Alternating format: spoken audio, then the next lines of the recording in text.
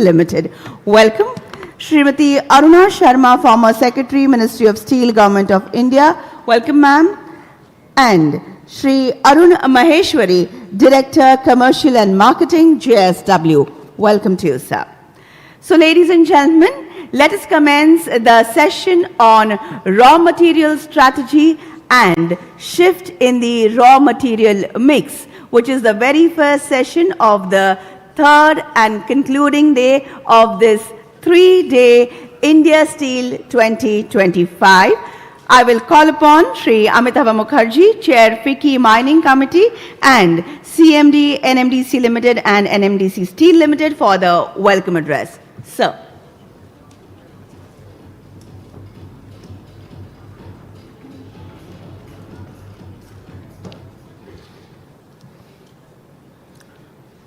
Good morning. It is a pleasure and privilege to welcome the Honorable Minister of Coal and Minister of Mines, Shri Kishan Reddy ji, Shri Srinivas Verma ji, the Minister of State for Steel and Heavy Industries, Shri Sandeep Pondrik ji, Secretary Steel, Ex-Secretary Steel Madam Sharma, other dignitaries on the stage. It is also my pleasure to extend a heartfelt welcome to today's session on raw material strategy and shift in raw material mix. As we convene, we are reminded of the pivotal role raw materials play in the steel industry. Recent industry trends highlight the impact of geopolitical tensions, sustainability efforts, and fluctuating raw material prices on steel manufacturers' sourcing strategies and cost structures. For instance, despite India's substantial iron ore reserves, a scarcity of high-grade iron ore, especially in the southern region, has been witnessed. Amid fluctuating supply and volatile pricing in the domestic market, southern India-based direct reduced iron or the DRI traders and manufacturers have imported high-grade iron ore lumps from the origins such as South Africa and Brazil. The dynamic landscape of raw material sourcing and utilization necessitates our strategic foresight and meticulous planning. Today, we shall delve into complexities of raw material strategy and examine the shifts in raw material mix that are poised to redefine our future steel production. The increasing extraction of iron ore to meet domestic demand necessitates the effective utilization of low-grade iron ore. This approach is essential for maintaining cost control and ensuring raw material security. Low-grade iron ore, which makes up 17% of the total production, must be tapped to meet the growing steel demand. Low-grade iron ore boosts sustainable mining, reduces reliance on depleting reserves, and technological advancements aid iron ore beneficiation for India's steel industry goals. Policy interventions for beneficiation are expected to drive innovation and efficiency, ensuring a sustainable and prosperous future for India's steel industry. Slimes, which comprise 20 to 25% of runoff mine, are often discarded, trapping millions of tons of iron in slime ponds. Tailings account for 10 to 25% of iron ore mined, highlighting opportunities for recovery and utilization. The ever-increasing stock is causing land and environmental issues. Tailings from wet processing of hematite ore, rich in iron and containing limonite and geothite, can be beneficiated to produce pellet feed fines with up to 30% yield, which can be mixed with high-grade fines to achieve final pellet-grade fines. The growing significance of pellets in India's iron ore making industry is evident in the increasing share of pellets in both hot metal and DRI making, driven by the need for cleaner and more efficient production methods. With sustainability goals and a shift towards electric arc furnace technology, scrap is becoming an increasingly important component of the raw material mix. The role of the circular economy and the use of ferrous scrap offer a pathway to emission reductions while supporting economically viable steel production practices. Every ton of scrap used in steel production saves 1.1 ton of iron ore, 630 kg of coking coal, and 55 kg of limestone. Steel scrap recycling policy aims to make India self-sufficient in scrap supplies by integrating the informal recycling industry and optimizing the scrap supply chain through organized, environmentally compliant scrapping centers. Additionally, the adoption of green hydrogen in the steel sector as a replacement of fossil fuels and fossil fuel-based feedstock is crucial for reducing carbon emissions and transitioning to a sustainable, low-carbon economy. This includes the use of hydrogen in the DRI iron making process, integration into the blast furnaces, and gradual substitution of fossil fuels with green hydrogen. The National Green Hydrogen Mission supports pilot projects that explore innovative uses of hydrogen to further reduce carbon emissions in iron and steel production. Our speakers today will delve into latest trends, challenges, and opportunities in raw material mix and procurement strategy for the steel industry. They will explore innovative sourcing methods, discuss the impact of market dynamics, and highlight the importance of sustainability in our strategic frameworks. This session aims to foster insightful discussions, facilitate knowledge sharing, and encourage collaborative ideation. Thank you.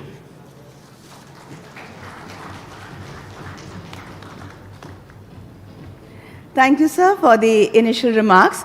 And now may I invite Shri Sandeep Pondrik, Secretary, Ministry of Steel, Government of India, for context setting.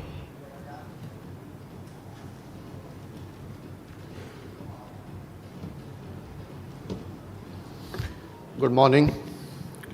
Honorable Minister, Coal and Mines, Sri G. Kishan Reddy ji, Honorable Minister of State, Steel and Heavy Industries, Sri Bhupati Raju Srinivas Verma ji, dignitaries on the dais, all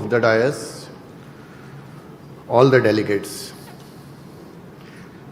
As we have been discussing for last 2 days, and our Honorable Prime Minister in his speech also remarked that raw material supply is one of the most important requirement for growth and capacity addition of steel sector in the country. While we are aiming at creating a 300 million ton of capacity in next 6 years, that is by 2030, it will basically mean that from the present capacity of about 200 million ton, when we add 100 million ton, our iron ore requirement will go to about 450 million tons. Our coal requirement will go to about 160 million tons. And similarly, other raw materials like dolomite, limestone, manganese, all raw materials will need to be augmented. Not only that, we discussed yesterday that this will also mean that the logistics will have to improve tremendously to handle such quantities of raw materials. So when we say that we are going to produce 300 million tons of steel, it means that we will need around 4 times that is around 1200 million tons of raw materials, and we need to transport about 1500 million tons or 1.5 billion tons of total product plus raw material in the country. Now, iron ore is the first thing which comes to mind. Presently, we are producing about 277 million tons of iron ore in the country, which suffices for the present production levels. But when we need about 450 million tons of iron ore, obviously we will need to increase our iron ore production very fast. Since 2015-16, Government of India has taken the auction route for allocation of mines, and the mines including iron ore and manganese are being allocated through the auction route. What we are concerned about it is that while many players are taking these mines, the production in these mines is not starting, or the development is also slow. Even the Honorable Prime Minister in his inaugural speech mentioned this and said that everybody who has taken greenfield mines should start production at the earliest. The concern is that if we do not start production in these greenfield mines at the earliest, then we will not have enough iron ore reserves when we build the capacity of 300 million tons. Government is very concerned about this, and high-level discussions are taking place, led by Ministry of Mine, led by the Honorable Minister sitting here, to see that how we ensure that not only mines are allocated, but they start producing the iron ore for which they have been given. And if it is found that certain players are not doing it deliberately or they are squatting over mines, then appropriate legal action will be taken against them. That process is already on.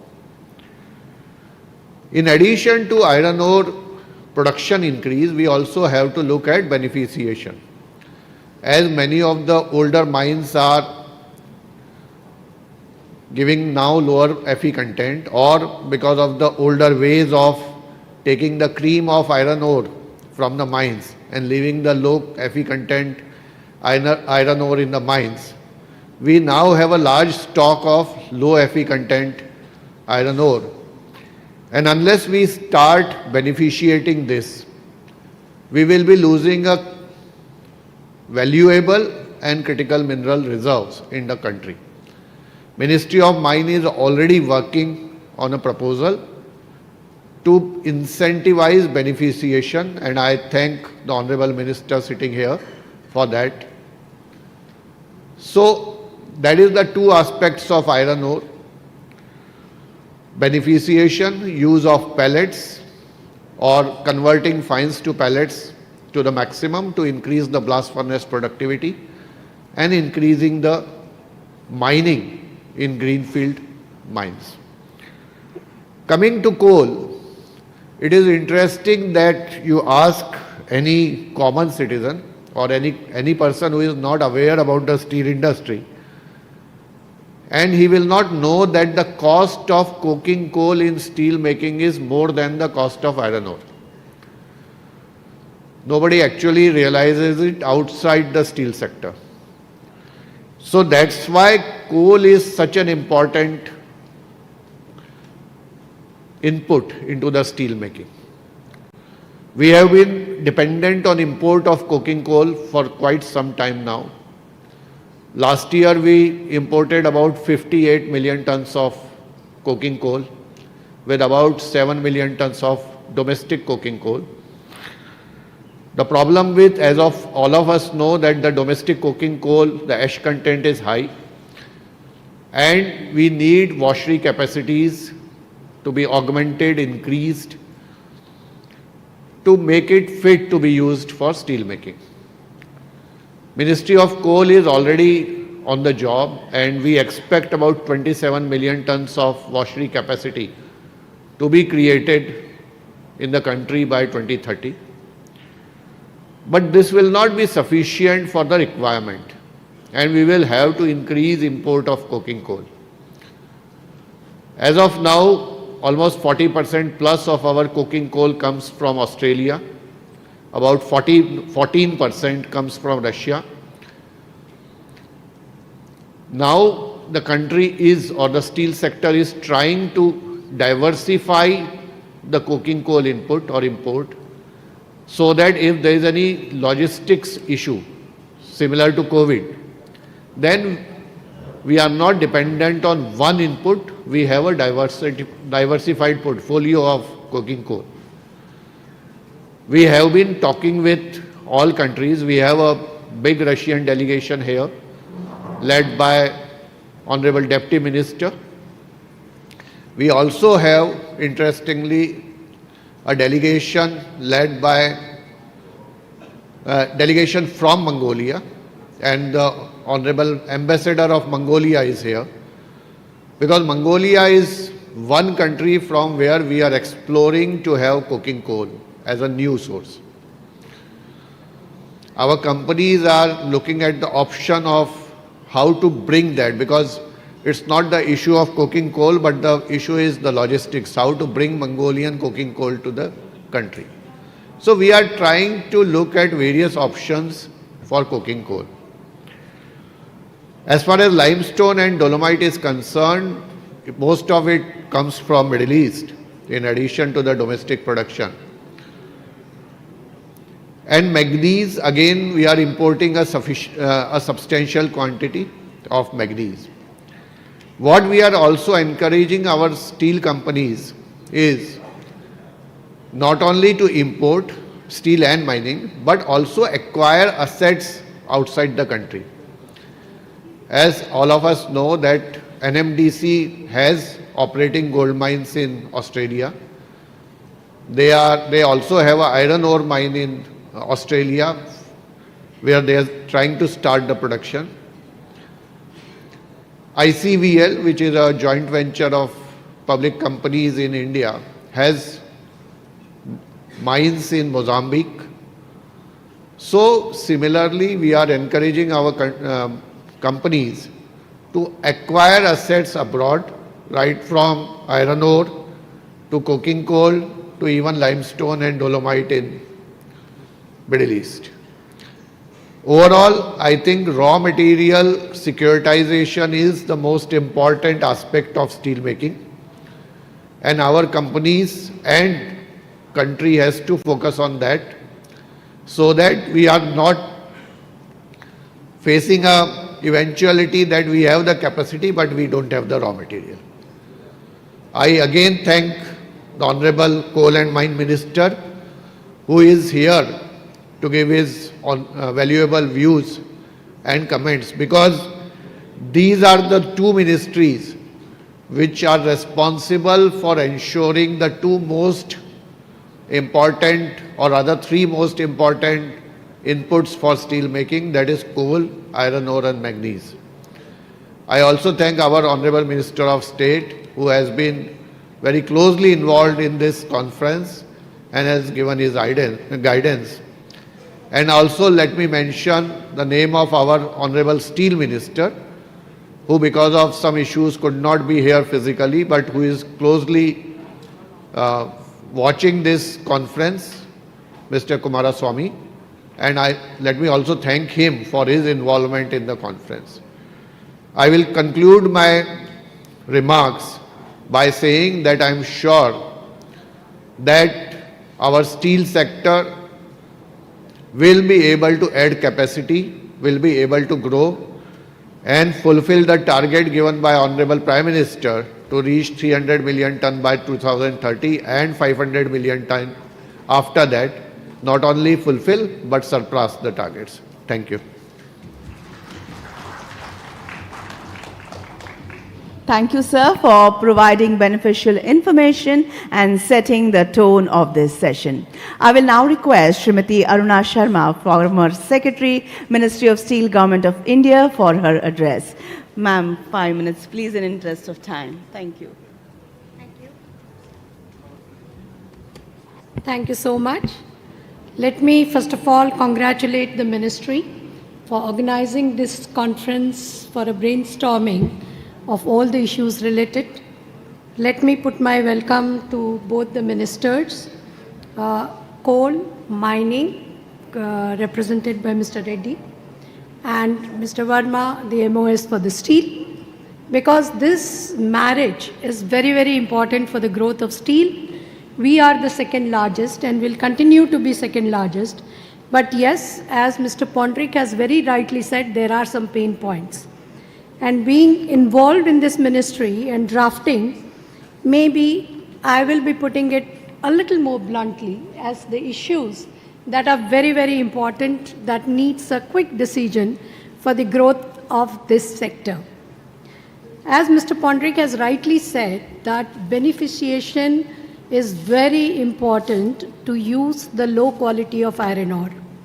Now, my request to the mining ministry is, the demand has been that the beneficiation plant should be allowed in the mines itself. And the royalty should be of the original quality of the iron ore which is there. That will be the biggest incentive to invest in the beneficiation, and that is how it will go ahead with it.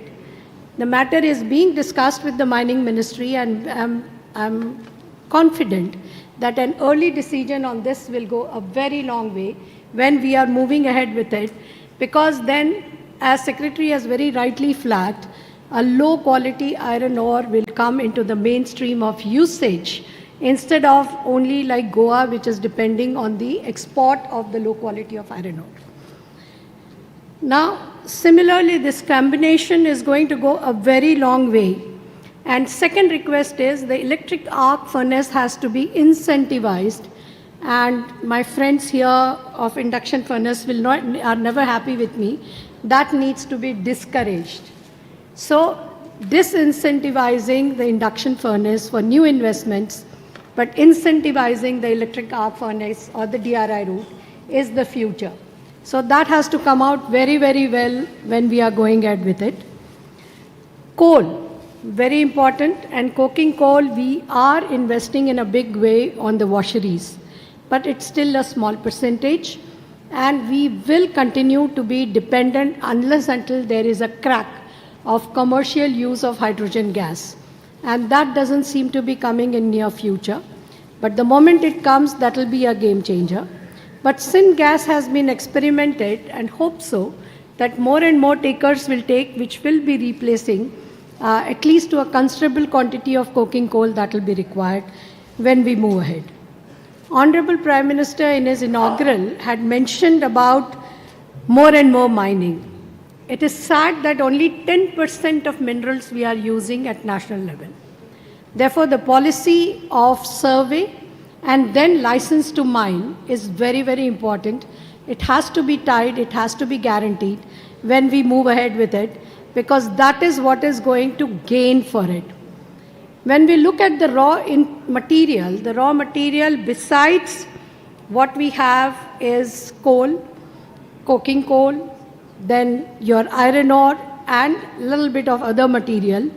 Definitely alloy is the next future, in which again we are going to be dependent on imports for say molybdenum or nickel, which we don't have to that quantity what will be required. So this kind of a combination is going to lead, even though we'll be touching 300 million tons. So our policies have to be conducive in the value chain and not try to hit them at every step of value chain. There is one issue which is pending on the logistics, that is allowing slurry pipeline along the rails. Because 400 rupees cess is charged on coal. So what we are doing in India, on one hand we are fighting for the safeguard duty or anti-dumping, but we are making our own manufacturing expensive by these taxation at every step of the value chain. I was really surprised to see the figures that the cost of manufacturing of steel within the factory is cheapest in the world. But the moment we put all this taxation, the power cost, the most expensive credit which is available, the logistic cost, we have to resort to anti-dumping and safeguard duties.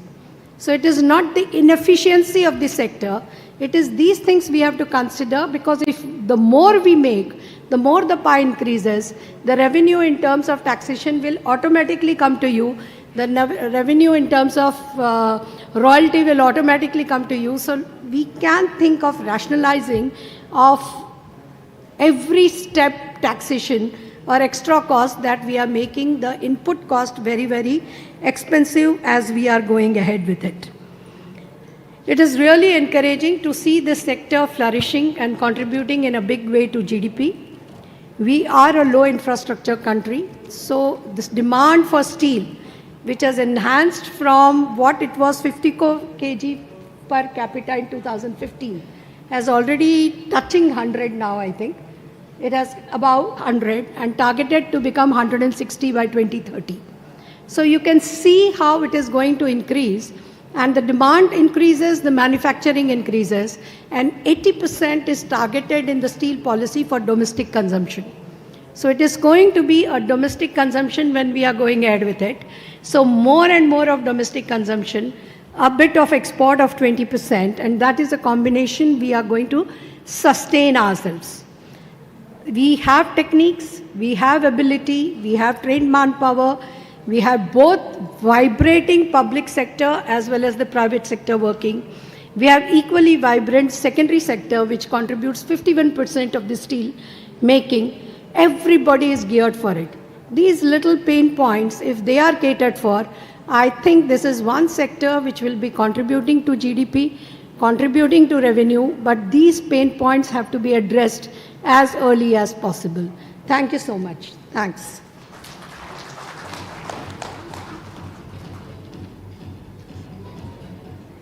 Thank you, ma'am.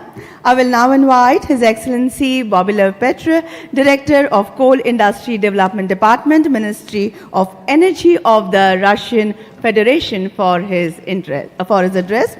And in the interest of time, could I request you to please restrict your speech to 5 minutes, sir?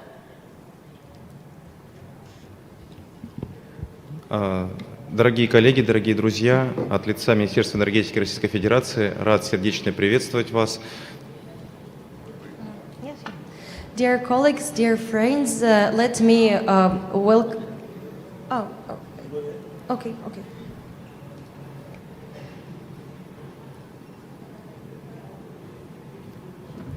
Thank you. Hello. Dear colleagues, dear friends, on behalf of the Ministry of Energy of the Russian Federation, I would like to welcome you all here at this session. Россию и Индию связывают многолетние, очень устойчивые дружеские связи. Russia and India share a long-standing friendship. Мы давно доказали друг другу нашу верность, дружбу и умение работать в одной команде. And we have had so many opportunities to prove each other our friendship, the trust we have in each other, and our ability to work as a team together. Но кроме командности и дружбы, хотелось бы поговорить о цифрах. But apart from the team spirit that we have and our friendship, I'd like to highlight some figures.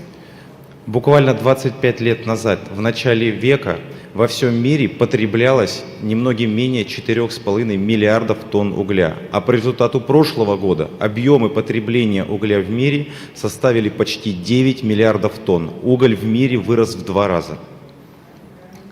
At the outset of this century, the coal consumption worldwide was not more than 4.5 billion tons, and last year it amounted to 9 billion tons per annum, which shows us the more than double-fold increase. На сегодня треть всей мировой электроэнергии делается из угля. 75% всей стали в мире делается с использованием угля. И 90% всего цемента, всего строительства в мире делается с использованием угля. And today we see that 1/3 of the overall power output in the world is produced using coal. 75% of steel around the world is manufactured with the use of coal energy, and 90% of cement is produced using coal. Буквально в 2021 году Министерство стали Индии и Министерство энергетики России в Москве на Российской энергетической неделе подписали меморандум о сотрудничестве и взаимопонимании. Один из пунктов этого меморандума – увеличение поставок коксующегося угля из России в Индию до 40 миллионов тонн. In 2021, the Ministry of Steel, Government of India, and the Ministry of Energy of the Russian Federation, on the sidelines of the Russian Energy Week in Moscow, signed a memorandum of cooperation and understanding, setting the goal to increase the supplies of coking coal from Russia to India to 40 million tons. И вы знаете, этот меморандум сработал. Буквально в 2021 году поставки российского угля в Индию были 6 миллионов тонн. По итогу прошлого года они более 27 миллионов тонн. То есть объем вырос более чем в 4 раза за 3 года. And this MOU actually worked. We were able to fulfill it. In 2021, the volume of coking coal supplies from India or from Russia to India was barely 60 million tons, whereas last year the supplies amounted to 28 million tons, which means more than 4 times increase over the past 3 years. И мы не собираемся останавливаться на достигнутом.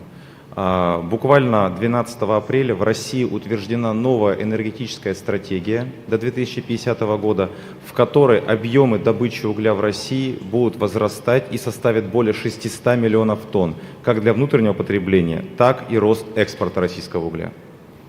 And we are not going to stop where we have reached. Just recently, on 12th April 2025, in Moscow, we signed the strategy of energy sector development of the Russian Federation, in which we have set the target of increasing the volume of coal mining to 600 million tons per annum by 2050, and this will include both coal for domestic consumption and for exports. Россия является на сегодня, так уж исторически сложилось, самой крупной страной по запасам угля. Мы верим в уголь и знаем, что дело не в угле и его неэкологичности, а в нерачительном, неправильном, нетехнологичном его сжигании. Russia has the largest coal reserves in the world, and we believe in the power of coal, and we believe that it doesn't have so many drawbacks as people are discussing, but the problem is that we are not able to use it in an eco-friendly and efficient manner. Поэтому мы заинтересованы в совместной работе с Индией, с вами, дорогие друзья, по развитию технологий максимально эффективного и максимального экологичного потребления угля и в металлургии, и в электроэнергетике. This is why it's one of our core interests, jointly with India, to develop and promote technologies of eco-friendly and high technology coal consumption, both in the steel industry and in the power industry. Мы не просто надеемся, мы уверены в том, что совместное развитие России и Индии в угольной сфере будет только возрастать. И последние 2 дня лично беседовал со многими индийскими компаниями, задавая им один вопрос: довольны они или нет уже работой с российскими компаниями? И ответ был практически от всех един. И, надеюсь, люди не скромничали. Они говорили: россияне, российские компании выполняют то, что обещали, мы будем работать с ними и впредь. And I am confident that our joint cooperation in the coal sector between Russia and India will continue to grow. Over the past 2 days that I have been here at India Steel, I've taken out time to personally speak to the steel making companies that already import coal from the Russian Federation. I wanted to make sure that they are not facing any difficulties and everything is going smooth, and all of them have said they are happy with the supplies they're getting from Russia, and they have also, all of them, mentioned that the Russian suppliers always fulfill their commitments and they are eager to continue coal imports from the Russian Federation. И в заключение хотелось бы сказать, что мы, как Министерство энергетики Российской Федерации, хотели бы с Министерством стали или на уровне наших правительств еще более укрепить сотрудничество в угольной сфере, подготовив соответствующее межправсоглашение о поставках коксующихся и энергетических углей. И как сегодня было абсолютно справедливо сказано, у нас есть определенные барьеры в совместной работе. Эти барьеры нужно снимать. И мы не просим каких-то эксклюзивных прав, мы всего лишь говорим, что все поставщики углей со всего мира в Индию должны быть в одинаковых условиях. Но однако не у всех поставщиков одинаковые пошлины, либо нулевые, либо имеют какой-то процент, как Россия. And to conclude, I would like to express our hope on behalf of the Ministry of Energy for our continued cooperation with the Ministry of Steel to further strengthen our cooperation in the coal sector. And I would like to propose that an intergovernmental agreement be signed between our governments on the supplies of coking and thermal coal from Russia to India, which would also highlight the need to eliminate the barriers the Russian companies are facing today. I am speaking about the equal conditions for market entry for coal from any country in the from any country in the world to India. I'm not speaking about any preferential terms for the Russian coal, but today we're facing a situation where some companies don't have to pay any import duty, and some companies like Russia have to pay an import duty. Нам нужны общие условия для всех поставщиков углей в Индию. Это бесспорно очень благотворно скажется на нашей совместной работе ради интересов наших стран. I strongly believe that we need equal terms for all coal suppliers from the world to India, and I'm confident that this will benefit our countries, both of us. И последнее. Хотел сказать, что очень благодарен за приглашение российской делегации на вашу замечательную конференцию. Мы приехали с радостью и сердечно, в свою очередь, приглашаем вас, дорогие коллеги, дорогие друзья, в октябре этого года в Москву на Российскую энергетическую неделю. И меморандум, подписанный между Министерством стали и Министерством Индии и Министерством энергетики России, также был подписан на Российской энергетической неделе в 2021 году. Большое спасибо за предоставленное слово. And to conclude my remarks, I would like to thank the organizers, the ministry, for extending the invitation to the Russian delegation to this wonderful event, which has proven to be very fruitful for the Russian government and business delegates. And I would like also to use this opportunity to invite the Indian ministry and the Indian companies to the Russian Energy Week, which is going to be held this year again in October in Moscow. And just to mention the MOU I had earlier mentioned between the Ministry of Energy of Russia and Ministry of Steel of India was signed on the sidelines of the same event, Russian Energy Week, in 2021. Thank you so much. Thank you, dear friends. Thank you, Your Excellency. I will now request Shri Arun Maheshwari, Director, Commercial and Marketing, JSW, for his address. In the Sir, interest of 5 time, I'm minutes. coming over here. Thank you. Good morning, Minister of Mines and good morning, Minister of State. Good morning, Mr. Amitabh Mukherjee and Secretary Steel. I would just say there are 4 key raw materials: iron ore, coal, limestone, and logistics. So logistics is one major area which consists about 15% of the total steel production. So we need to address that as well. As rightly said by Secretary Steel that, iron ore and coking coal are the 2 major factors. 55% of the total cost of steel is into these 2 factors and 15% from the logistics side. Happy to share that we started Russian coking coal about 10 years back, and it is yielding results to us today at JSW. We are the single largest importer of Russian coking coal. We buy almost more than 35% of our coking coal requirement from Russia. And it is not that it was designed for this day, but it happened to be. We are diversified on the iron ore side in the most diversified manner in India. In India, any state which produces iron ore, we are the buyer, and we source from them. On the coking coal side, any continent which produces coking coal, we are a buyer today. So our total import of coking coal is close to about 30 million ton, which we import from everyone. I would say that the way Secretary Steel has mentioned that we should be investing into the coal beneficiation. We have started doing that, sir, and we are confident that within next 3 years we'll be producing more than 3 million ton of domestic coking coal for our own consumption. This is what the thing which we have progressed. Overseas investments, as a country we have been doing it, as a company we have done it. In Australia we have investment some coking coal mines. So I think the way the ministry, the steel ministry and coal and mine ministry are progressing on the policy framework, it is very encouraging. And looking forward to make India 300 million ton and maybe 500 million ton by 2047.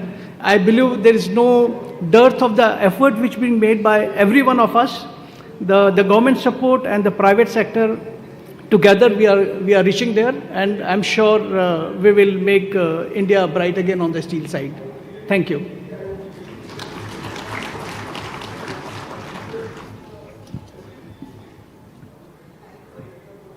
Thank you very much, sir. I will now request Shri Bhupati Raju Srinivasa Verma, Honorable Minister of State for Steel and Heavy Industries, Government of India, for a special address.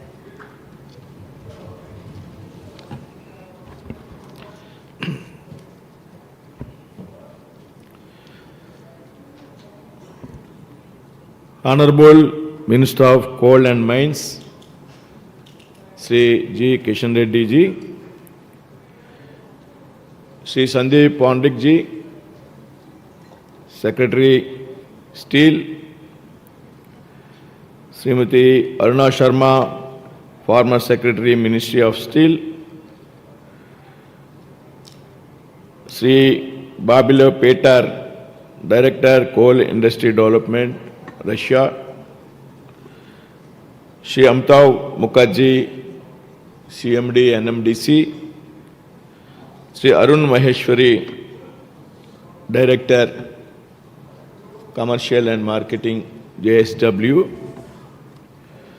and senior officials, esteemed dignitaries, representatives from industry, and distinguished guests. It is a privilege to address this gathering at the India Steel 2025. Before I begin, I would like to state that I have worked under the dynamic leadership of G. Kishan Reddy ji for a long time in United Andhra Pradesh. This session on raw material strategy and the shift in raw material mix addresses a pressing challenge and significant opportunity.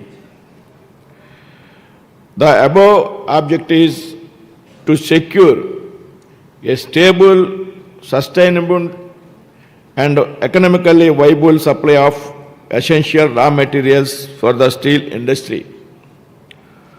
However, a considerable portion of our iron ore reserves are of lower grade.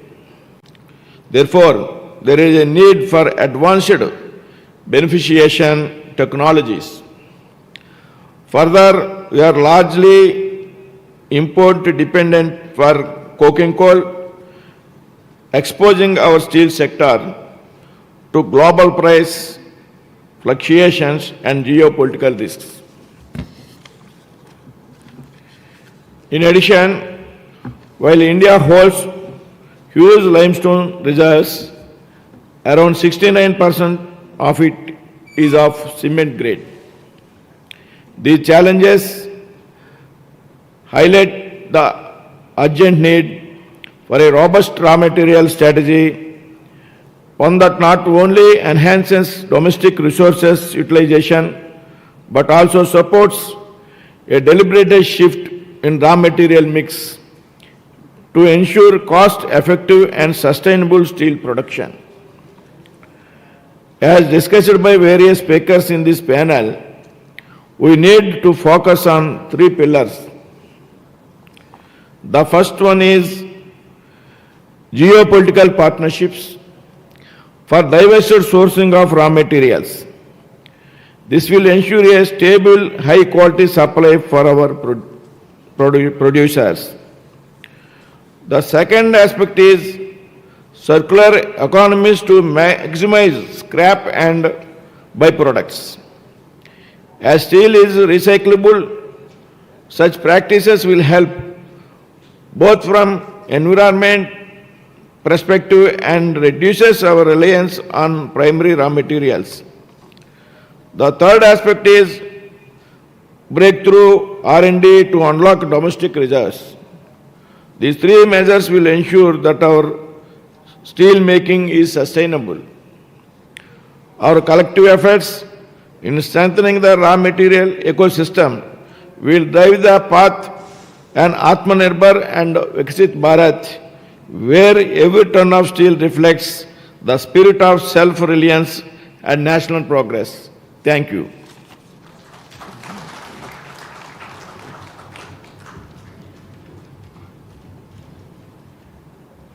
Thank you, sir, for the valuable insights.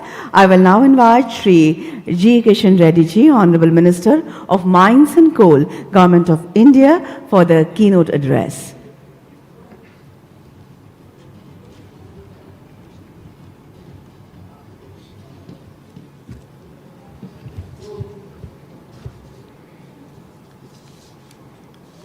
Good morning, one and all. Respected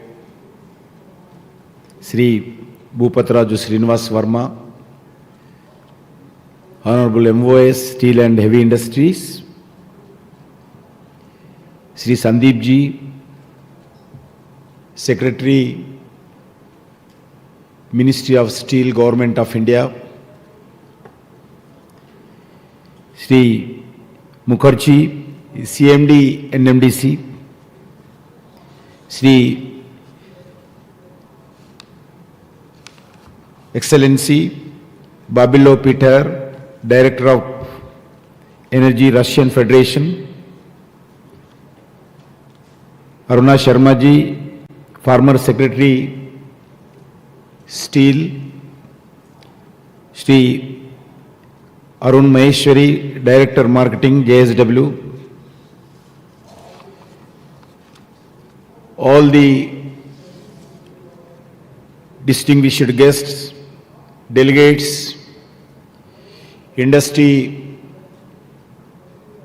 stakeholders, representatives from the Ministry of Steel, Government of India, Ministry of Coal, and State Government of Maharashtra, friends from media. It is indeed a pleasure to be here today at the 6th edition of India Steel 2025. Steel is the backbone of India's economic growth and a key driver of our collective vision for Viksit Bharat 2047. From the world's highest railway bridge, the Chenab Bridge in Jammu Kashmir, to the Pamban Bridge in Tamil Nadu, India is setting new benchmarks in infrastructure activity. In every bridge, every inch of railway track, every building,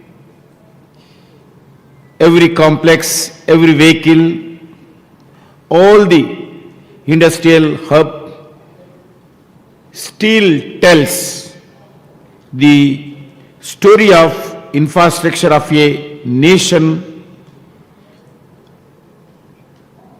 growing and rapidly developing Bharat. Friends, over the last few years, our steel sector has shown tremendous growth. As a result, India has evolved as the world's second largest steel producer. As the Honorable Prime Minister Narendra Modi ji said, it is India's sunrise sector. The rapid growth of the steel sector must be viewed both as a cause and consequences of the expansion of domestic industries, the rise in consumption, and most importantly, the strength of Atmanirbhar Bharat, which has analyzed self-reliance across the all sector. If steel is the backbone of India's economy, coal and mine sector is a strong foundation on which it stands. Today, the raw material strategy and the shift in raw material mix is extremely crucial to the future of India's steel sector. For a thriving and growing steel sector, we need to ensure a secure supply chain, quality and availability of essential raw materials such as iron ore, cooking coal, limestone and other alloying elements like manganese, nickel and chromium. It is both an economic and a strategic imperative for a national development. The three key elements of steel production are coal, iron ore and limestone among the others. We are working to ensure steady and high quality supply of all these inputs to the steel sector. First time India recently achieved a milestone of 1 billion metric tons of coal production and dispatch in the last financial year. This is not an ordinary achievement, but a massive step towards strengthening our energy security. The recently released Energy Strategies 2025 statistics states that even today, approximately 60% of our total energy needs and 79% of our power demand are met through coal.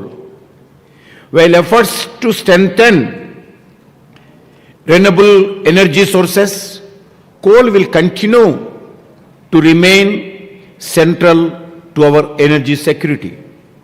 For the steel sector to grow, the coal sector must grow alongside it, emphasizing on what Honorable Prime Minister stated at this India 25 Steel Conference, coking coal being a key input for steel making, strengthening domestic coal production, both in quantity and quality, is essential to reduce imports and support India's steel ambitions. Coking coal constitutes among 42% of steel production costs. Its availability and price directly impact the competitiveness of our steel industry. In 2031, with an increase in steel production to support infra, manufacturing and constructions, the demand will increase massively. However, ash content in Indian coking coal has made it difficulty to use for steel making. As a result, we currently import coking coal needs. This imports makes our steel industry vulnerable to international price, to supply chain disruptions.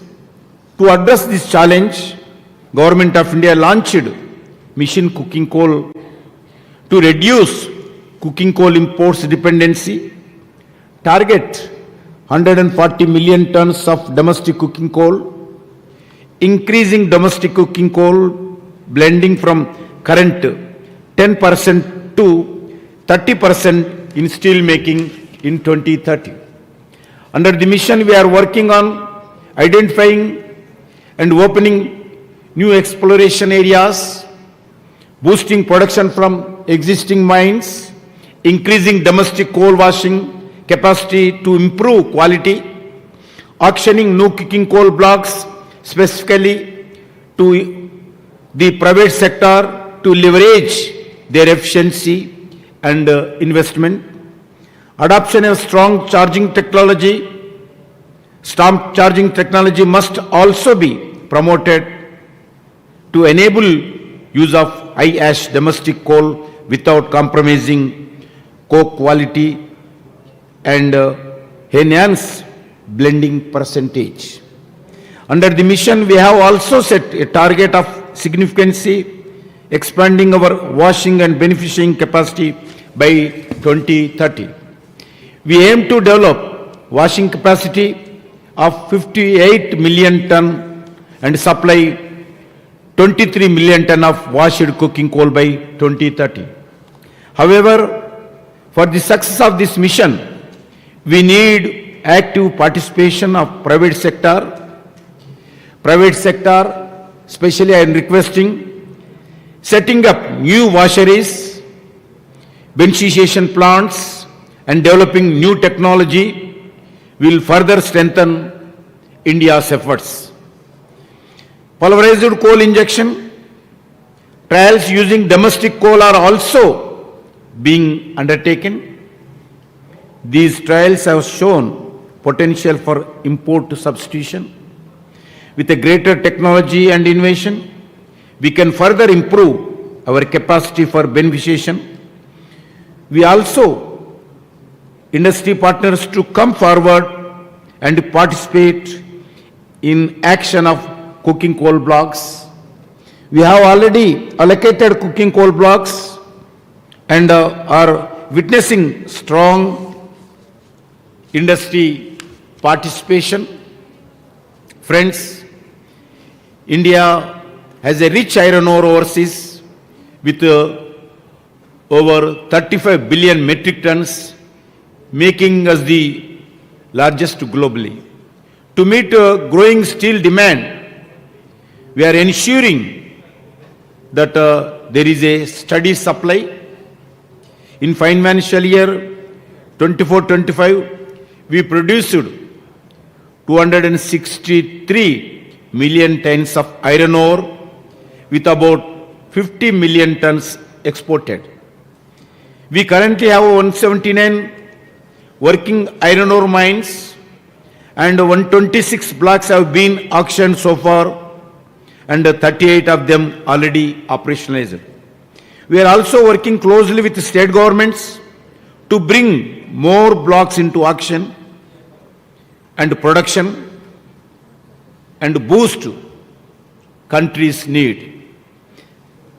However, more than 66% of total iron ore in India is the medium and low grade category that needs to be processed before utilization.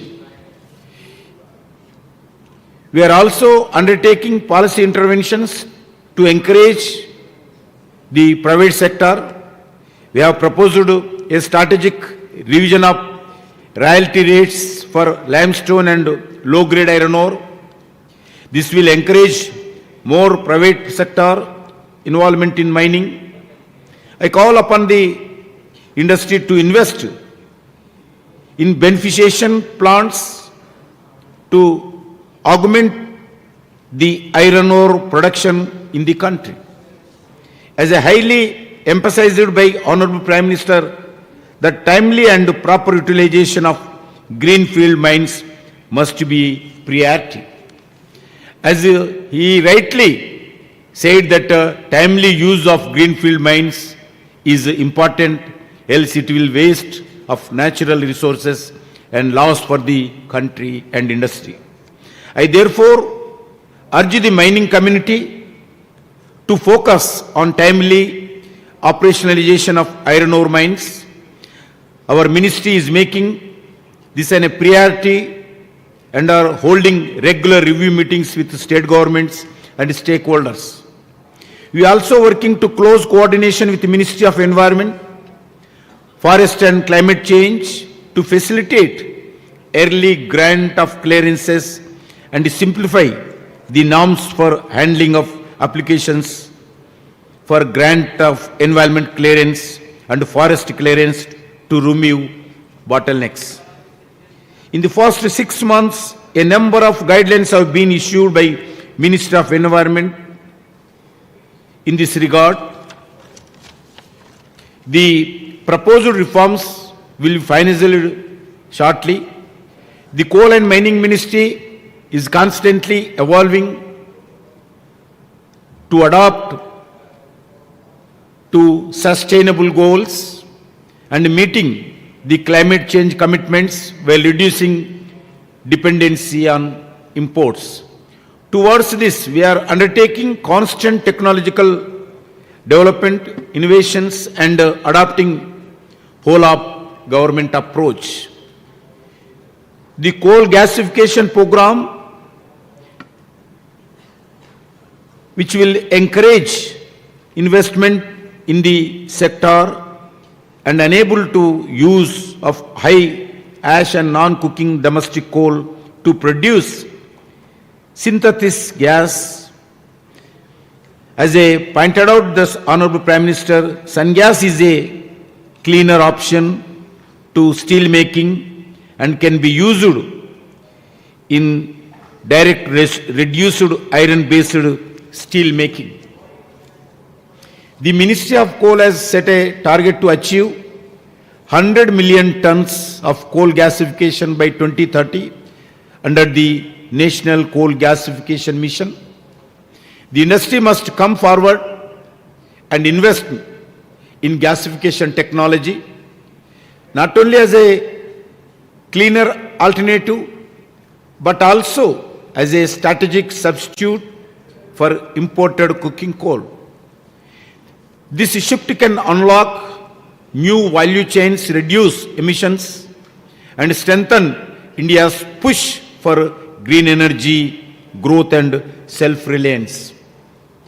Friends, to further strengthen our capacity in advanced alloys and green technology, I also request the mining community to focus on recovery of critical minerals from dumps and tailings. Testing and recovery of these existing dumps should be taken up as a national priority. The journey towards securing sustainable and robust raw material strategy for India's steel sector is a collective effort that demands vision, innovation, and unwavering commitment. Under the visionary leadership of the Prime Minister, Government of India has set a ambitious roadmap for steel sector. The National Steel Policy envisions achieving 300 million tons of production capacity by 2030-31 and a long-term goal of 500 million tons by 2047. The coal and mining sector is taking every effort to ensure that these targets should be achieved. We are collaborating with the steel sector to address all the challenges and encouraging innovation and technological development on every step. I am confident that the collective efforts of the Government of India and state governments and industry, India will able to meet its requirement of iron ore for steel production domestically and help to achieve the goal of Atmanirbhar Bharat. Friends, we are the fifth largest geological coal reserves globally. India is the second largest coal producer in the world. India is the second largest coal consumer in the world. We have second largest coal mine, Guevara, with a capacity of 70 million tons. Friends, as we move ahead, it's essential that we all work together to address the challenges and seize the opportunities. I request all the stakeholders present here today to engage in these critical discussions and contribute to shaping policies and strategies that will ensure a secure, sustainable and competitive raw materials supply chain for our steel sector. On behalf of the Ministry of Mines and Ministry of Coal, on behalf of Government of India, I assure all the stakeholders we will time to time we will encourage all the stakeholders in this sector. I once again thanks the Honorable Minister of Steel and Ministry of all higher officials for this event. Thank you for one and all. Once again, Jai Hind.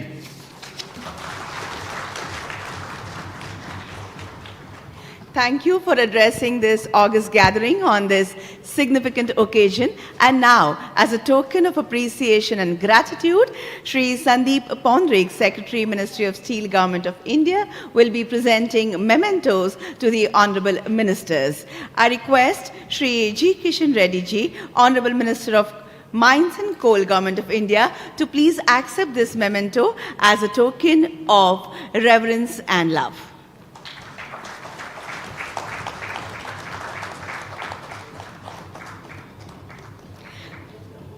So please, ma'am, please come together. Yes, please come close. I request His Excellency to please come close together for a group picture. Yes.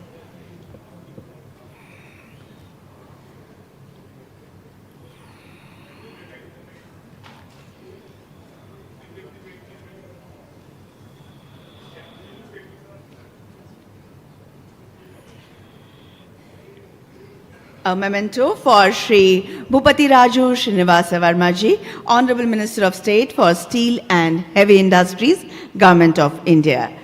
A token of respect.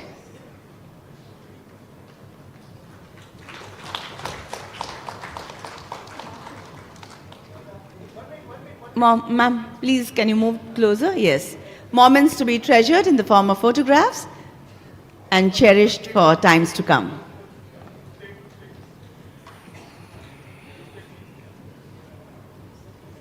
With that, we close this session. I thank the Honorable Ministers and all the expert speakers for their contribution. Thank you very much once again.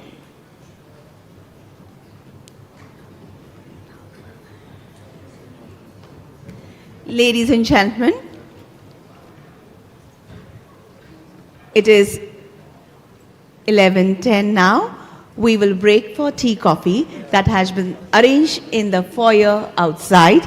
Let us reassemble at 11:50. We will begin the next session at 12 sharp.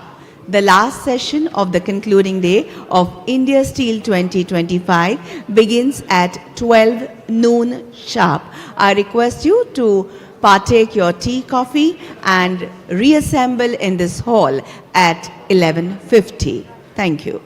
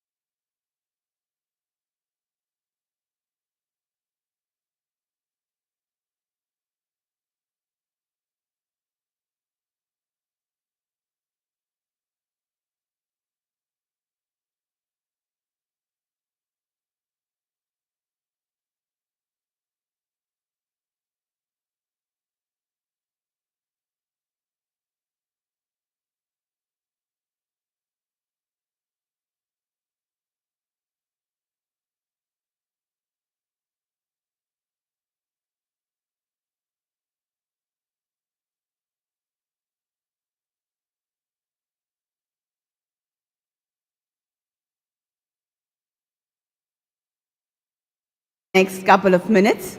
This will be the last session of the day and the concluding one of the conference, India Steel 2025.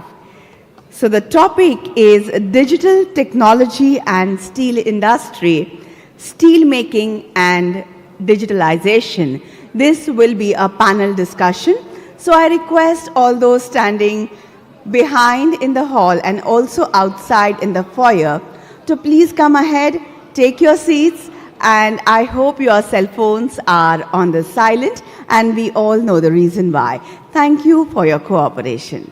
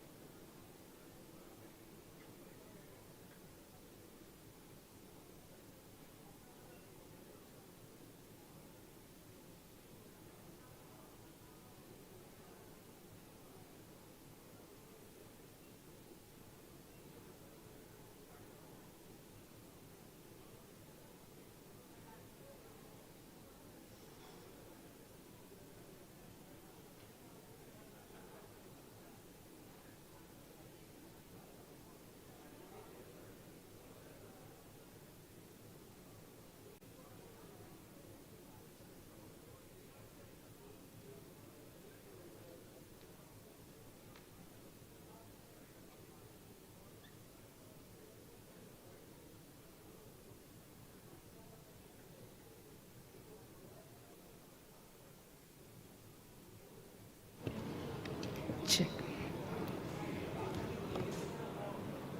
So very good afternoon, everybody, and welcome back post the break. And we begin the last session of India Steel Conference. This is a panel discussion on digital technology and steel industry with respect to steel making and digitalization. I invite on stage Shri Amarendu Prakash, Chair, FICCI Steel Committee and Chairman, Steel Authority of India Limited. Welcome, sir. Shri Vinod Kumar Tripathi, Joint Secretary, Ministry of Steel, Government of India. A very warm welcome to you, sir. Shri Pinak Dattare, Founder and Chief Executive Officer, Ripik AI. Welcome to you. Shri Stefano Pari, COO, Region APAC and MEA, SMS Group. Welcome.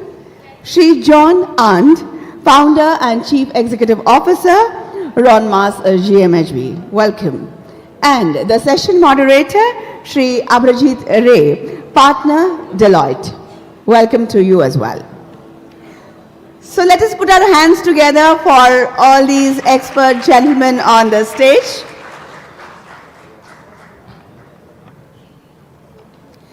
Before we get into the deliberations, at the outset, let me call upon Shri Vinod Kumar Tripathi, Joint Secretary, Ministry of Steel, Government of India, for the welcome address and context setting. Sir.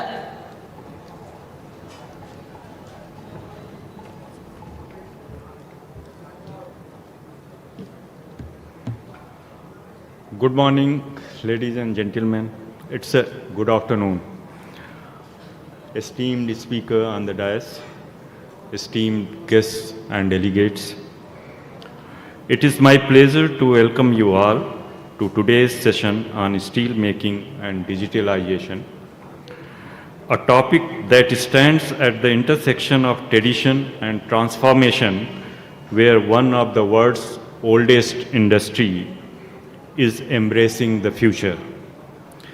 The steel industry, long recognized as the backbone of modern infrastructure of the country.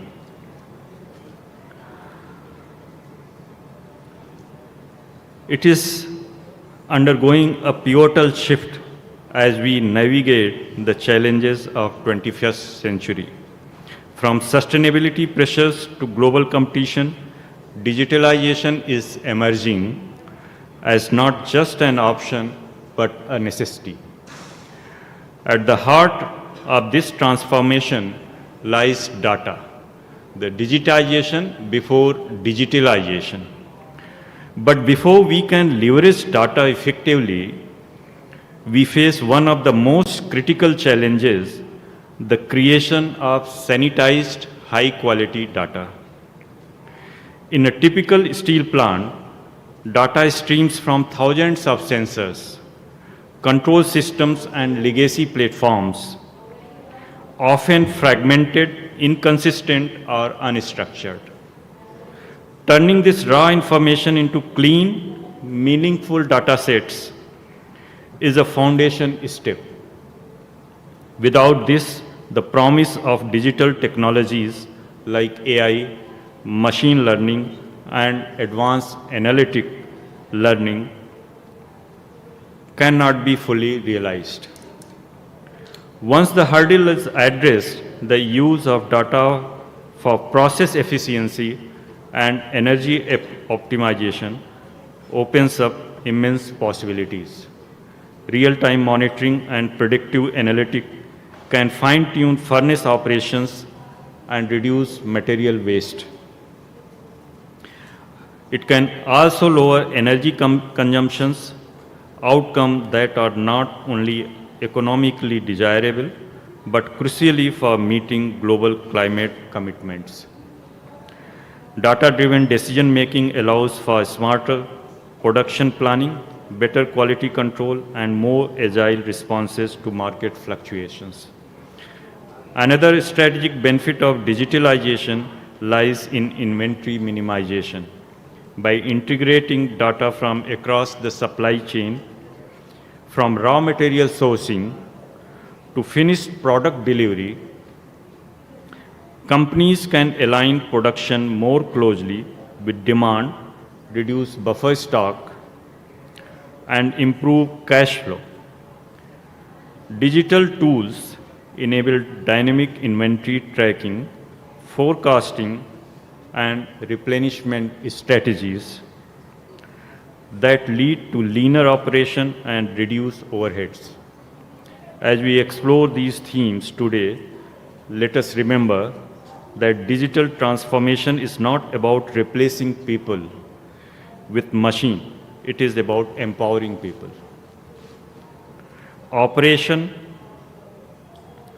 Empowering operators, engineers, and managers with better tools, better data, and better insight to make more informed decisions. I look forward to the discussion ahead and to hearing your insight on how we can continue to drive innovation in this vital industry. Thank you, sir, for the initial remarks setting the tone of this session. I will now request the panel moderator, Shri Abhijit Ray, partner Deloitte, to please take charge. Over to you, sir. Thank you, ma'am.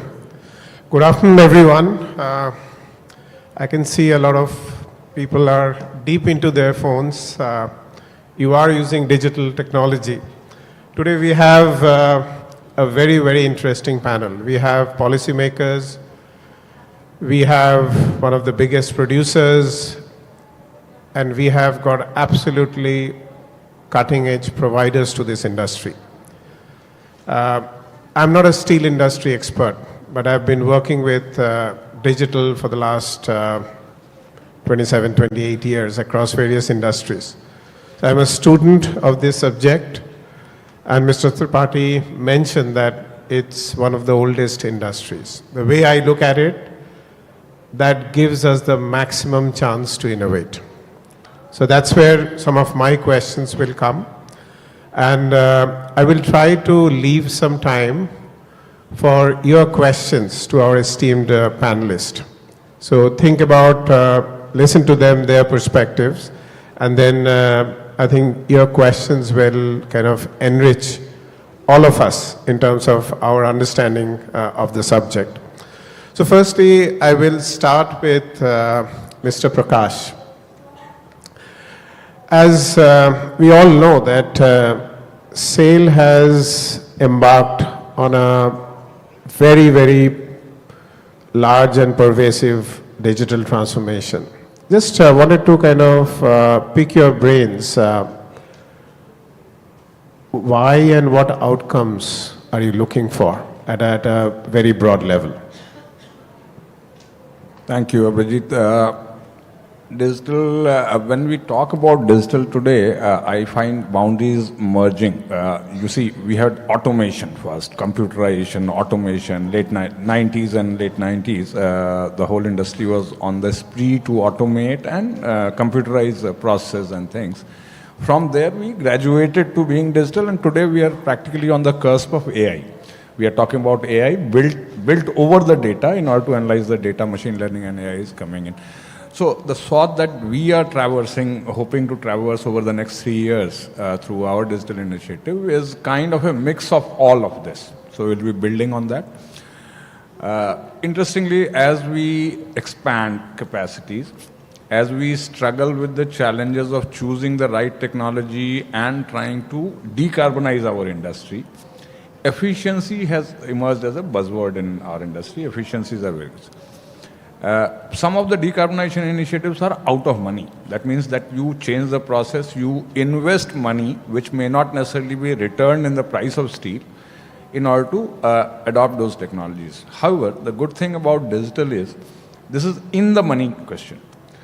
To just give you an example, with the current initiative that we have undertaken, we will be spending something like almost $30 to $40 million with an ambition to, at the end of the program, we are trying to add $120 million to the bottom line per annum. $120 million to the bottom line of the company per annum. And mind you, this is half the target. I believe this is just half the target. The potential to transform your industry, transform your business through digital is going to be double of this. So we have started off on trying to add 120 million. Just by investing 30 to 40 million one time, you can do 120 million. So that's the scale and that's the kind of potential that digital holds for our company. And I'm sure this is true across the industry. The whole digital exercise is not just about getting efficiency in the steel plant or steel process. It is not just about the metallurgical process that we are trying to control and trying to improve. You know, whenever the steel industry, one of the features of the steel industry is whenever you set up an integrated steel plant, you practically set up a whole city, you have got so many operations. I personally believe that digital has a lot of scope to automate many things there. So my procurement process, for example, my financing activities, the accounting activities, all of this can be digitalized. If I've got a township, and I invite the audience to think about this, it is not just about whether you understand the steel making or iron making process and what digital you can put in. If you can put in digital smart meters into the housing, I have got 33,000 dwellings in my city. One city, 33,000 dwellings. Imagine at the scale of SAIL, with we have got about 13 cities, more than 100,000 residential dwellings are there. If you can put smart meters there, it will help me. So that's digital to me. That's the kind of potential that digital has. If you can go into my cities and streamline my waste management process, the municipal solid waste, how it will be tracked, whether it can be segregated. If you can put digital into that, imagine the kind of savings that you can accrue to me. So it's not just a drive to improve a very technical metallurgical process, but it's a question of making digital a way of life in everything that you do.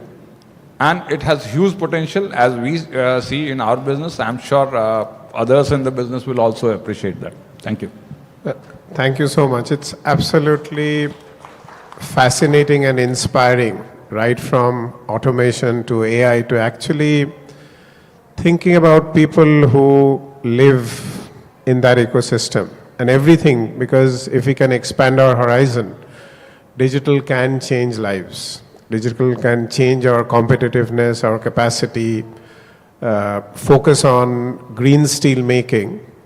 And also, it is not nice to have, as we heard from Mr. Prakash, it is adding real impact to the bottom line. I think to me that's the key kind of takeaway.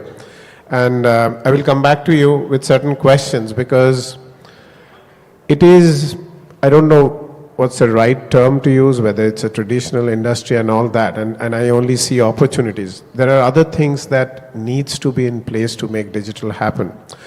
So before going into that, I've got a question for you, Mr. Tripathi.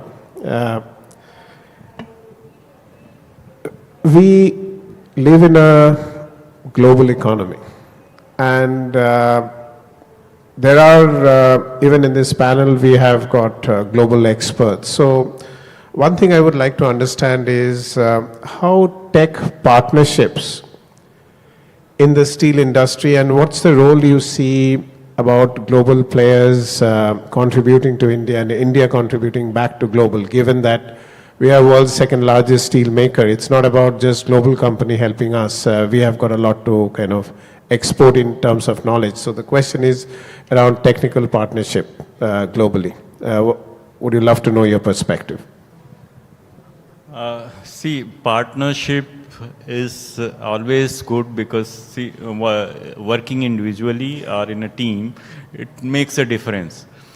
And as far as digitalization and AI is confirmed, India is one of the leading country which is doing a lot of work in this.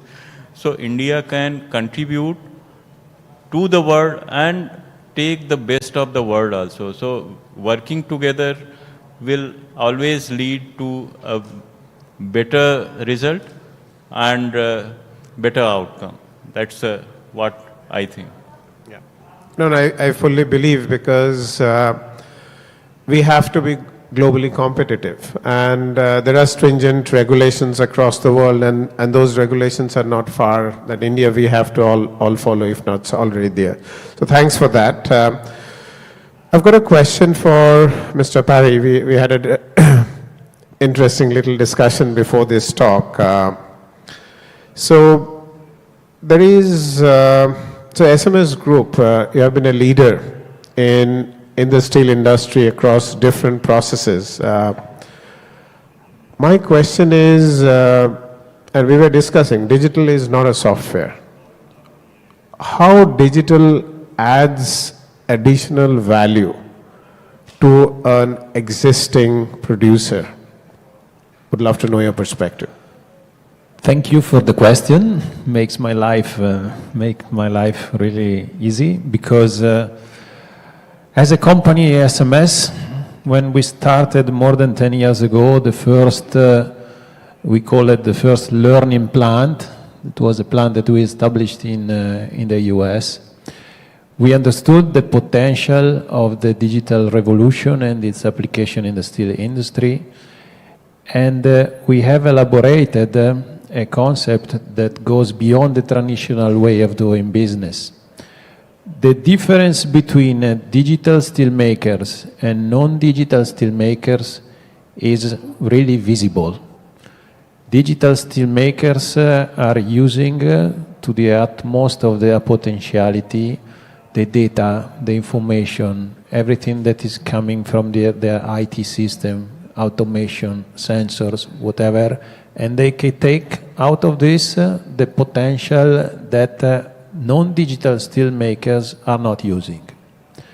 So we see this as a deep transformation of the way we do business in the sense that we are now elaborating cooperations.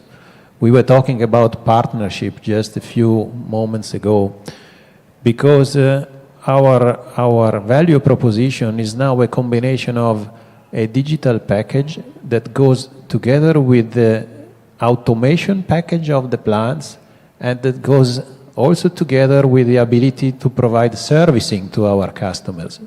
So these three elements that are combined in a solution becomes not the traditional way of doing business, so we sell a plant and then we leave, but becomes a journey that we take together with our customers in a continuous improvement and development trip that takes out the best from the value that can be expressed from the plants. That's fascinating. And as I was talking to you before this session, I think what struck me is from providing equipments or part of the solution to having a continuous stake in the outcome. It's not about selling equipments and solutions and then going away. Now digital through sensors, right from maybe from where, I don't know, your organization monitors and tracks, but essentially it is about suppliers having a stake in the outcome with constant monitoring, and that means that your business models can also kind of change. It's not about you pay and go away. You can actually innovate on the business model, and I'll come back to you on that. I've got a question for Pinak, and you work in a very, very exciting area of AI, especially around vision AI and all that. Can you kind of share with us what are the top use cases that maybe our audience would like to prioritize, given what you're seeing from your experience working in the industry? Yes, over to you. Sure.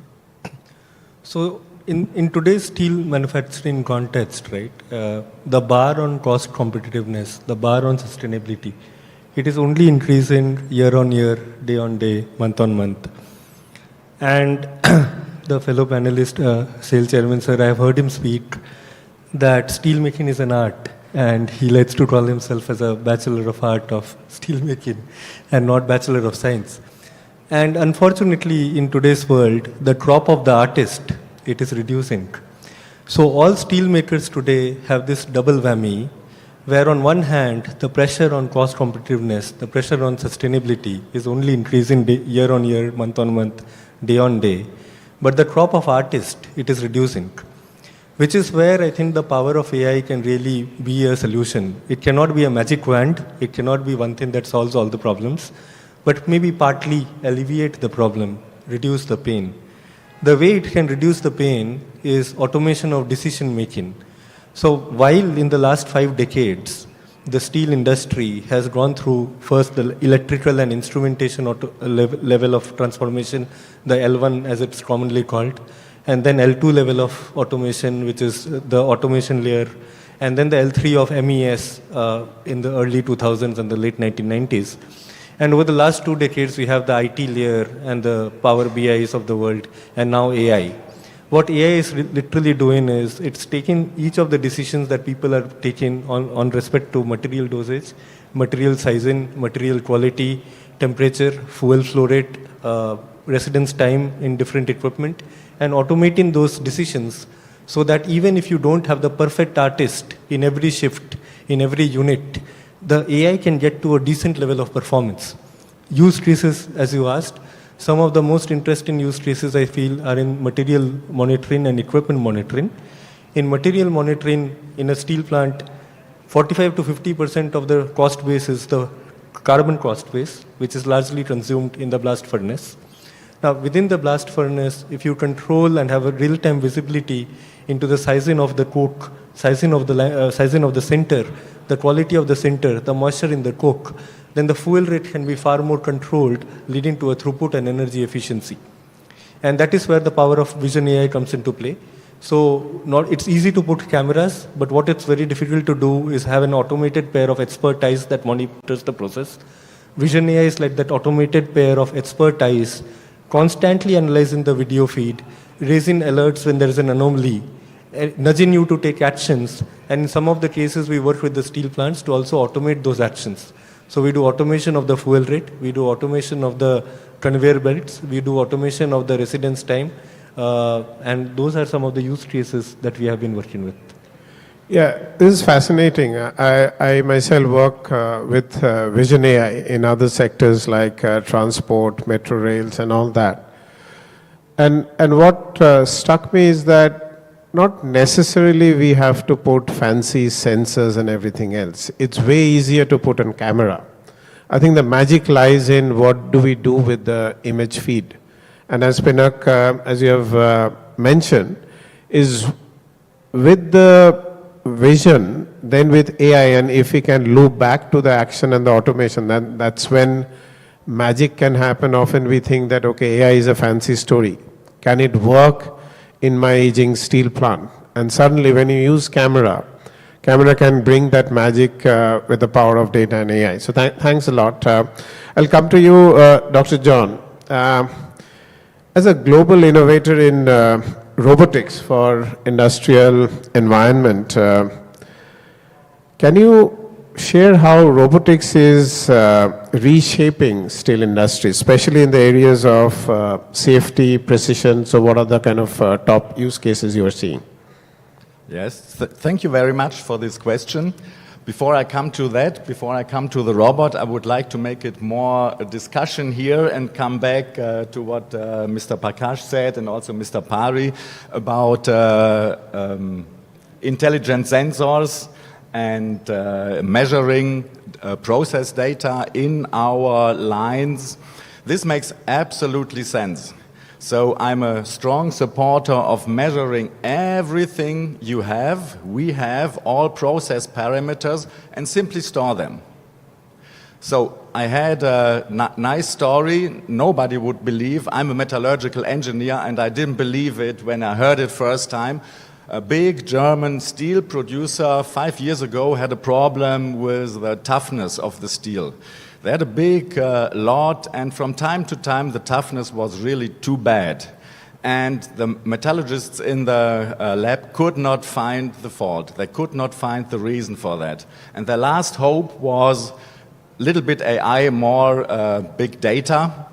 And after a week, the researcher came to the metallurgist and he said, I know it sounds stupid, I know a little bit of metallurgy, but the data look like your sulfur content is too low. So everybody says cannot be, but after doing some research, they really found out. So this is the reason why I'm really a strong supporter of measuring everything. And when we get for our machines inquiries mainly from Europe, from Germany, the standard is now to integrate into our package units like robots and machines which help here and there to integrate sensors for measuring, for example, the power consumption, the air consumption, hydraulic history, and. When I say to people, tell the people, this makes your equipment a little bit more expensive, they say, I ask, what are you using the data for? And they say, we don't know yet. Maybe we're going to use it in 5 years from now. We simply store it. So they are expecting the future. They are preparing the future. They don't know what to do with the data right now, but they simply keep them. And this is the way of thinking we need today. So today we do the preparation for the future. But coming back to the robotic question, sorry for the short story in the beginning. Yes, you mentioned 2 drivers for integration of robotics into our plants. One is safety, of course. So safety was and still is the main motivator of using industrial robots in the steel industry. With idea behind it is simply to keep the operator separated from movements. So this will reshape our layout, this will reshape our way of working with the machines. We had a customer in the United States who every time that he wanted to access the robot to do something here or that, a little bit maintenance, he used 3 hours of shutting the machine down to have access to the safety area, and then 3 more hours to activate the safety area again. This is something that has to change. We have to think our layout, our concepts in a way that we think with the robots. Second, you mentioned was precision. So precision I see as a part of quality. So precision on a tenth of a millimeter, we don't need so much in a steel mill, in a blast furnace, but the more we come to an end, there we need it. So the robotics that we use, industrial robots in the hot area, are more for the heavy work, for safety. When we come to the end of the lines, more for the precision. But one more thing also related to quality is usually, I say usually, robots don't do mistakes. So one really important aspect is marking. We did once a trial on a night shift in an arbitrary plant, and we noticed that we have an error of 3% of wrong markings. 3%. When you use a robot, you have 0% of wrong markings. Everything the robot does, it does like instructed from the level 2 system. So, and you know, when you count your inventory and you find a slab that is not in your system anymore, you know you have 2 problems with 2 customers, and the only thing you can do is wait until the problem comes to you in case of a claim. There are 2 more aspects besides safety and quality. One is, of course, reliability and output. So there are cases where a simple integration of the robot increases the output. For example, we had recently the case where the operator has to go into the machine to cut the strip and then leave the safety area again. This took 5 minutes. You have the robot and do this by a robotic operation, increase the output by 10%. Only addition of 1 robot. If you do this analysis, you find easy ways to increase production. And I'm not a friend of saying as you said, replacing operators just by robots. No, we try to educate, to train the operator who has done this before in maintaining this robot, not only this robot, but all robots, to refill something, to do maintenance level 1 on these robots. And last but not least, it's of course reducing the costs. So as I said just now, 1 operator can care for a couple of robots, and you need 1 robot for 3 shifts, replacing 4 men that can be used in a different place. So these are the 4 drivers, the 4 motivators for industrial robots in steel plants. Brilliant. So thanks a lot. And thanks for the initial but very useful digression. And I firmly believe that capture data from wherever you can. And I used to work in Microsoft before, and we used to use a term called data exhaust. Capture anything and everything you can. We can figure out that use later on. Because if you don't have the data, all the fancy things that we are talking about, that doesn't work. So we all have heard from our esteemed speakers that why digital is important and what are the areas it can make an impact. So my next set of question is that if we know the why, how do we get there? And the most important thing maybe is nothing to do with technology. It is about us It is about us humans. So, Mr. Prakash, I have got a question for you. Digital transformation, given the pervasive journey you have taken, how are you approaching the internal transformation of your direct leaderships and levels below so that they can actually, they make the organization ready for this change? Because us as human, we don't like to change. And you are changing everything, so would love to know your perspective. Great question, Abhijit. Yes, more than the data, more than the automation, more than the robots, we need to change minds. So, truthfully, we named it not just digital implementation, but digital transformation intentionally, because we realize it's a big change management exercise. What changes? The mind changes. Two issues I'd like to just mention here, which will bring out the context of how the mind changes, and it is interesting to talk about what John is doing. One thing is safety. How many times have you seen when we sit down we are a manufacturing industry, there are accidents and there are unsafe practices, unsafe incidents that happen. And every month when I sit down with the whole team to look at, we analyze what are the unsafe incidents that happen, any accidents that we happen. You know, traditionally we used to start with what was the standard operating procedure? Was the standard operating procedure followed or not? Who violated the standard operating procedure? What was wrong? Can we improve the standard? It was all about standards and procedures and laid down guidelines. You know how we start now, how we have changed, and today how we start our safety discussion. We say, okay, fine, this incident happened. Where did this happen and what was being done? And we say, can we stop this activity? Can we eliminate this activity itself from the process? We will not do it. An accident happened was because somebody, and I have colleagues with whom I have had these discussions, somebody was unhooking a wire from a live electricity line and got a shock or something happened. And we said, why did he need to do this? Can I stop this? I will never hook or unhook a line from the electricity line. Can I do that? Can I manage that? So that's the first question. But interestingly, as soon as we say we are a steel maker, we need to do this, I cannot stop producing steel. The second question is, can I eliminate the man from the process? And that is where it is so important, and we really are eager to look at robotics, mechanization in some cases, to just eliminate the man out of the process. Why do we endanger men? Man's life is much more important to us than the process. So this is the way we have started thinking about safety, because today we have robotics available. Today we have digital available, which can actually help us in replacing a person from the process and getting something else there.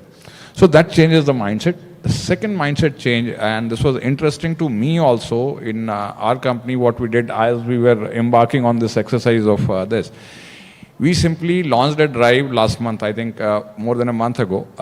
We simply put out a competition. We said, are you using digital? And we reminded them, whenever you are using your phone, whenever you are booking your air tickets on the mobile, or maybe you are doing internet banking, this is all digital. And so we asked our people that we are launching a competition. Please tell us how you are using AI, already using digital in your workplace. Very interesting insights. I'll just quote one. Somebody wrote back, more than 500 entries, by the way, from the organization in 1 month. And we have not started our digital journey, and people are already using it. How they are using it, somebody wrote back, and the example was, they said there was a project proposal that the officer was to analyze, because he has to go and convince his boss that this project proposal is all right and requires to be approved. So what he did was, he picked up one of the AI engines, and he did not go through the project proposal. He simply took the project proposal, put it into the AI engine, and asked the AI engine, is the project proposal all right? And the AI engine, trust me, responds, look at the eligibility criteria, it seems to be too restrictive, and so you don't land in trouble with your boss. He says, fine, okay, I'll take a look there and I'll improve this. Then we are a government company, you know. The project proposal is probably 50 pages. My manual to make sure that that project proposal is in compliance is 200 pages. So the next thing that the person does, very smartly, he puts in the whole guideline, 200 pages of guideline into the AI engine and says, okay, now tell me, is the project proposal meeting all the guidelines or not? Very interestingly, the AI engine actually came up with 3 clauses where he said, please check your proposal. It is not meeting different guidelines on 3 clauses. I had never thought about it. Frankly speaking, when it came as an entry, I was really impressed that how useful lazy people can be. They can make the world really efficient by being lazy and actually using the tools which are becoming available there. That's the innovative spirit which we will want our people to have. So our journey to the 120 million, or as I say, the target should be double of that, the 240 million, will involve this kind of spirit in our people, and this is what we are trying to get them. We are opening the doors for them to experiment with it, work with this, and adopt this not as an order from me, but because they like it and they play with it. So that's the approach. Brilliant and absolutely inspiring. And in our journey for digital transformation, I think we often fall into the trap of automating what humans are doing. And the key message I took is that rather than having that automation mindset of doing faster, do we actually need to do it? Can we do, in banking term, they call it straight-through processing? Can we kind of eliminate that thing? And the second part is the best ideas may not be at the top. The best ideas are across the organization and maybe beyond the organization. So the way you harness the innovation spirit, I think that's absolutely fascinating. Dr. John, you wanted to add something? You noticed that? Thank you very much. Yeah, I love discussions more than presentations. And I have so many ideas, maybe like you also have. So seeing the statistics for accidents in Germany, I don't know if it's in India the same, but it should be. So the real hard accidents, the number goes down, the fraction goes down. What is left in Germany is, because Germans love to go on sick leave, is standing, walking, climbing. What can we do? We cannot put them in cotton and that they don't fall anymore. So there are actions that cannot be avoided, we think. But now seeing videos from Chinese humanoid robots, we think, okay, there are simple actions like going to the magazine, bring a pot of paint and refill the paint marking robot. This is done by an operator. Why can't that be autonomous by a robot? Send the robot to the magazine and let the robot fill the paint tank. Why not? So we can, when we think one step further, we can eliminate also these actions. Yeah, and as Dr. John, you were telling this example, I think we all think, and with the advent of AI, Gen AI, agentic AI and robot, we often think that humans will have jobs. I think the way I see it is that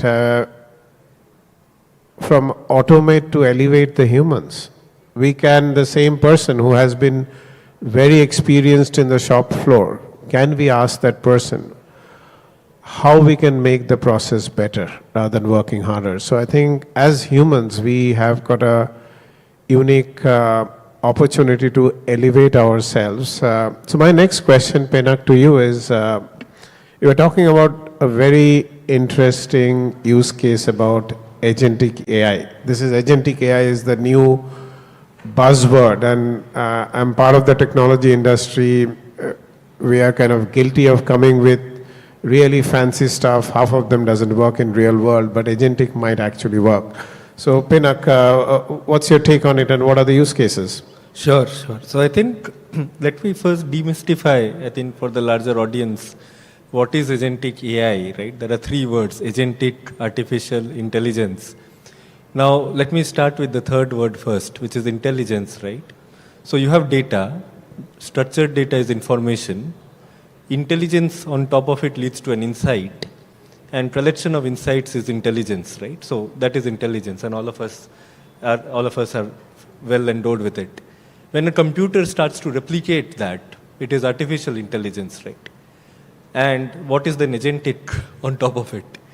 So typically so far, till like last year or so, artificial intelligence was used to only automate part of workflows. So if there is a long workflow where person A does something and then something and something, it's a full workflow and only a part of it was facilitated or replaced by using the power of AI. But now I think the Gen AI particularly has got us to a world where the full workflow has been replaced. And just like Chairman sir gave an example that someone doesn't need to tally his proposal with the guidelines and then AI is doing it. Language model, agentic AI is doing it. So that is like agentic AI. Now vision agentic AI is where we work. So basically we deploy computer vision agents on top of video feed to do 24/7 visual anomaly detection, give real-time alerts with 95% accuracy, and also automate decisions based on that. Some of the use cases are flare stack, for example. There is a lot of flaring happens. Today there are flow meters. Flaring happens only because the gas balance is not 100% balanced, and the excess flare is flared off. The problem is that while people try to automate and optimize that, but a lot of times flow meter go bad, and people only realize later on that excess flaring is happening. So what we are doing is by computer vision, 24/7 monitoring of the flare stack, we are continuously iterating and optimizing on the gas balance so that flaring is reduced. There are multiple steel plants that we are working with, and we have reduced that by 2 to 3%, the overall flaring, which is millions of dollars of bottom line improvement as well as greenhouse gas emissions. To give you another example, downtime is one of the pain points of every steel person out here, right? No one wants failures in life, and no steel professional wants a downtime in the plant. And there are typically lots of equipments, right? 25,000 equipments typically in a steel plant. About half of them are rotary, other half is non-rotary. And while predictive maintenance has really evolved in the last 3-4 decades for the rotary equipment, but for the non-rotary equipment, it continues to be a problem. Which is where, again, we deploy Vision AI agents. So while it is very easy to put cameras out there, but it's very difficult to put human eyes tracking the cameras. And which is where the Vision AI and agentic AI comes into play. So the agentic AI replaces the people, the need of people to continuously track the video feed, and it does the workflow for you. So it will, for example, in a steel plant, there are 1,500 conveyors, and first there is a scratch, then there is a tear, and then there is a belt failure. And it's very hard to continuously track it, which is where Vision AI agents deployed on 1,500 cameras on top of 1,500 conveyor belts can always continuously monitor the health of the conveyor belt, identify early signs of wear and tear, and completely eliminate belt failure. Typically 1 to 2% downtime in any steel plant is because of belt failures, and entirely that can be eliminated using the power of agentic AI, using the power of Vision AI agents. So thanks a lot, Pinak. I read a very, very interesting comment a couple of days back, and we have all heard it, that in computer system and AI, garbage in and is garbage out, right? So the data quality is very important. In the age of AI, it's actually garbage in, garbage squared. It is scary. Now we have got the power of NVIDIA chips and anything else, all the stuff that we are talking about. If the data quality is incorrect, and we will be depending on, let's say, evaluating large proposals using my manuals or other safety equipments. So, question to Mr. Pari is that we're all excited about digital, but what are the foundational things we need to get digital ready? Good question. When we talk about digital packages, we normally refer to what you just said exactly, to the digital readiness. Digital readiness means that the equipment, the plants, the sensors are available, are fully utilized, and that we understand their value. Traditional steel manufacturing is very frequently conceived as a heavy, sturdy, strong, not sophisticated, not like a pharmacy. But when we talk about digital models, and we talk basically about computers and data, we need to understand that even the last of the sensor that is installed on a rolling mill can make a difference. So it is important for our customers to understand that they have to put a different level of attention, not only taking care of the big motors or of the big parts or whatever makes the real steel, but also they take care about keeping in a sufficiently fit state the digital assets that are contributing to this. Yeah, thank you. Because this is the unglamorous part of digital transformation. And two most areas which adds the most impact is our people readiness and their participation. Second is, are we creating the foundational infrastructure? Do we have the right sensors and the way to capture the right data? If we have data, then we can do agentic as it's fashionable today, and many more models that will come. And often there isn't an immediate payback. And I keep advising my customers, see digital in totality. Don't think that this is a point solution, I will get a quick return. There might be some use cases, but I think as we are deeper into the discussion, it is not about a digital point solution. If we are hearing the word digital transformation, this is a once in a lifetime opportunity for all of us to really transform our organization and the industry. So how we see the connectedness of different things, and increasingly we are seeing that connectedness in the examples. I've got a question for you, Dr. John. From whatever you have seen in India and abroad, if there is one or two top use cases around robotics, what are the ones that India should be focusing on to kind of, whether it's safety, operational efficiency? It's almost like if I remember only one thing or two things, where should I focus on? In general, yes. I've seen many steel and aluminium plants worldwide and also in India. And what I have to say, a modern steel plant in India looks the same like anywhere else in the world. So I wouldn't make any difference between a typical Indian and a foreign steel plant, not at all. So the structure is the same, the way of working is the same. But of course, we know in all countries we have these 50-year-old mills where automation is different, all close to zero, but they will be closed in a couple of years or modernized. So, as I said, no major difference. So actually, I would say there are three different levels of integration of robots into steel industry. One, the lowest level is we check the internet for suppliers and check which robots are available. We have some in the steel plant for the dangerous work like changing hot equipment, measuring temperature. There are robots in the rolling mills like cold rolling mill, de-strapping robot, labeling, marking robot, welding robots for securing the safety or the shape of the coil inside and outside.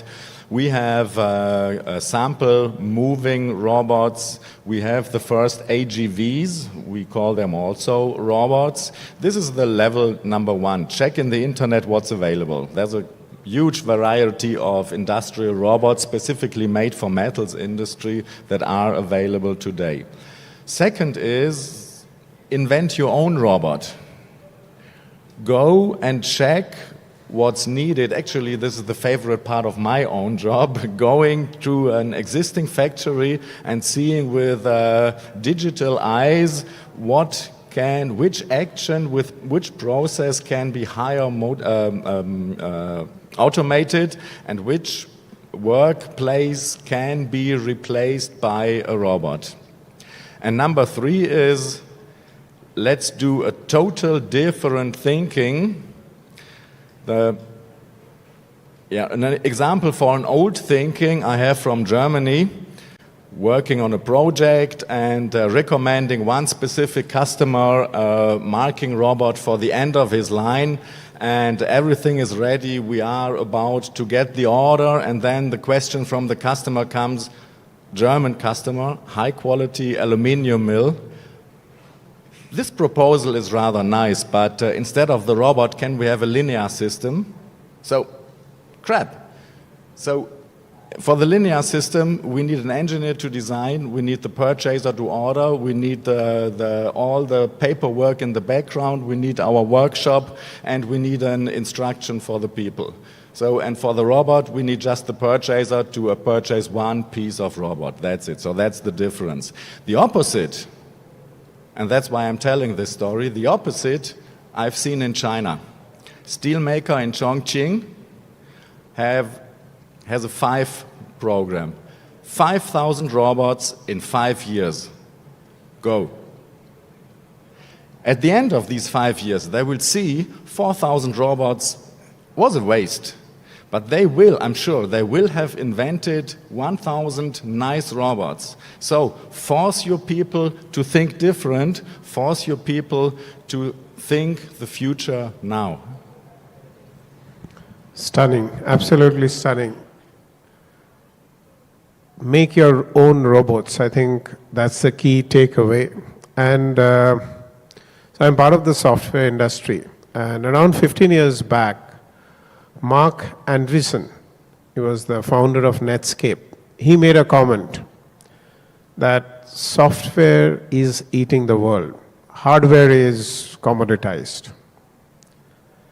Now is the time where hardware is again becoming strategic. In the computer world, there is a mad rush to buy GPUs. You can see the stocks of NVIDIA and other stuff. Especially for really unique and competitive advantage use cases. Can you develop the skills to build your own robots? Because that will give you a competitive advantage. I think that, and think of it like software. Now there are composable materials in the hardware, computer hardware technology, where even I was seeing a video where warehouse stacking, there are composable elements. You can almost give the instruction to that robot. It rearranges itself to have the right kind of warehouse stacking. So even hardwares are getting flexible so that you can recompose for your use cases. So that's fascinating. My last question is, Mr. Tripathi, is that you are kind of re-energizing the organization SRTMI, and this is around R&D. So if you just because making our own AI, making our own robots. So can you kind of share your thought process and vision of how SRTMI can really help all of us in this industry? SRTMI is for research in steel sector, and Government of India acts as a facilitator in this. SAIL chairman is the head of that organization. So it will facilitate the whole industry come together and share, participate in this, and in projects which may concern the whole industry, the major players can come together and do the research, share the patent, and then implement these things in their process making and steel making and cost cutting, all those things. As far as digital part is concerned, the digitization, which I said in my opening remark also, that is most important, as it has been discussed here also, that we have to first capture all the data by right sensors, right cameras, and create a data bank, and then sanitize that data and make it structured. Only then the AI and machine learning part can utilize that for the optimization part. The Government of India, in guidance of our Honorable Prime Minister, is very focused towards digitalization, and we are incentivizing the young thinkers, the startups. Mr. Pinak is here. He's from a startup. He's doing a lot of things in steel sector. And we also encourage the young persons who have got intention to do some kind of research and in the field of automation and all.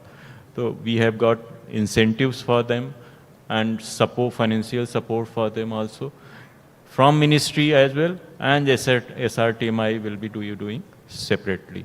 So these things are there. I hope there's a bright future for the industry. That's very encouraging to know that.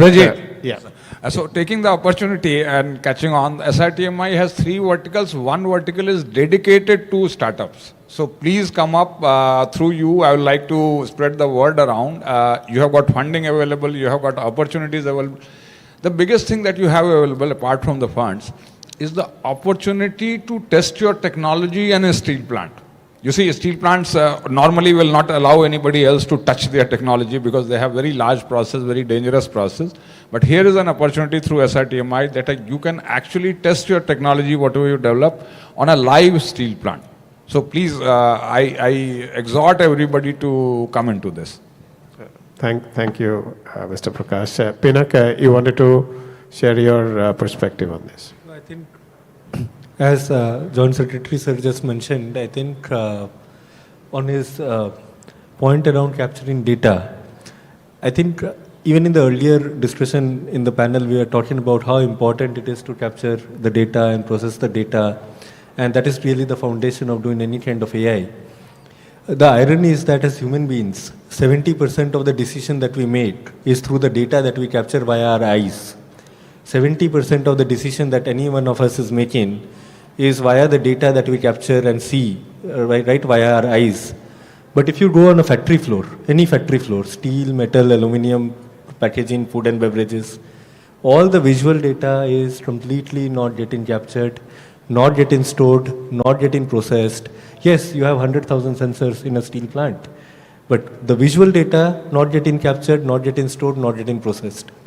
So far it was because of the inability to process it. With the advent of hardware, as you are saying, with the advent of powerful GPUs in the last couple of years, the visual processing is possible now, and which is where I think in the entire effort of like moving forward in the world of digitalization, moving forward in the world of AI, I think next couple of years we'll see a lot of progress in the world of vision AI. And of course, underscore just the point that Sales Chairman and Joint Secretary just mentioned, the SRTMI and the startups we do see as a startup. I can definitely iterate that as a startup. We do see our doors open to us more in the steel sector as compared to some of the other sectors. So thank you for all the efforts that you are making to encourage the startups to participate and work with the steel industries. Thanks a lot, folks. Any questions you have for our panelists? And if you can always use the mic, just specify your name and the organization, and if you can ask the question. Good afternoon. I'm Nilesh Sinha, heading projects revision of in-house consultancy of SAIL, CET. Basically an automation man. So I have a couple of questions. One is, when we were talking about digital readiness, hot strip mill is one area where we have complete digital readiness, where we have level 1. We already have level 2 self-learning and adaptive models, where we use to some extent AI. Then we have this asset monitoring and predictive maintenance also. But what else in this area, like in hot strip mill, like do we have a tool like which can predict the cobble detection, or say predict strip breakage? And when we have all this data ready in hot strip mill, what do you suggest? Should we go for a cloud-based AI tool, or we should build our own LLMs from security point of reason? So this is one question. And second is, of late we have been trying to use these AI tools in our day-to-day work. like offer evaluation where we got a lot of success. We have also used uploaded drawings and we have uploaded standards and where they have given the complete bill of material and which is almost accurate. We have also used in design calculations, but the problem that we are facing is in the repeatability part. Every time we try it, sometimes we get accurate results, sometimes we get the results are wavered.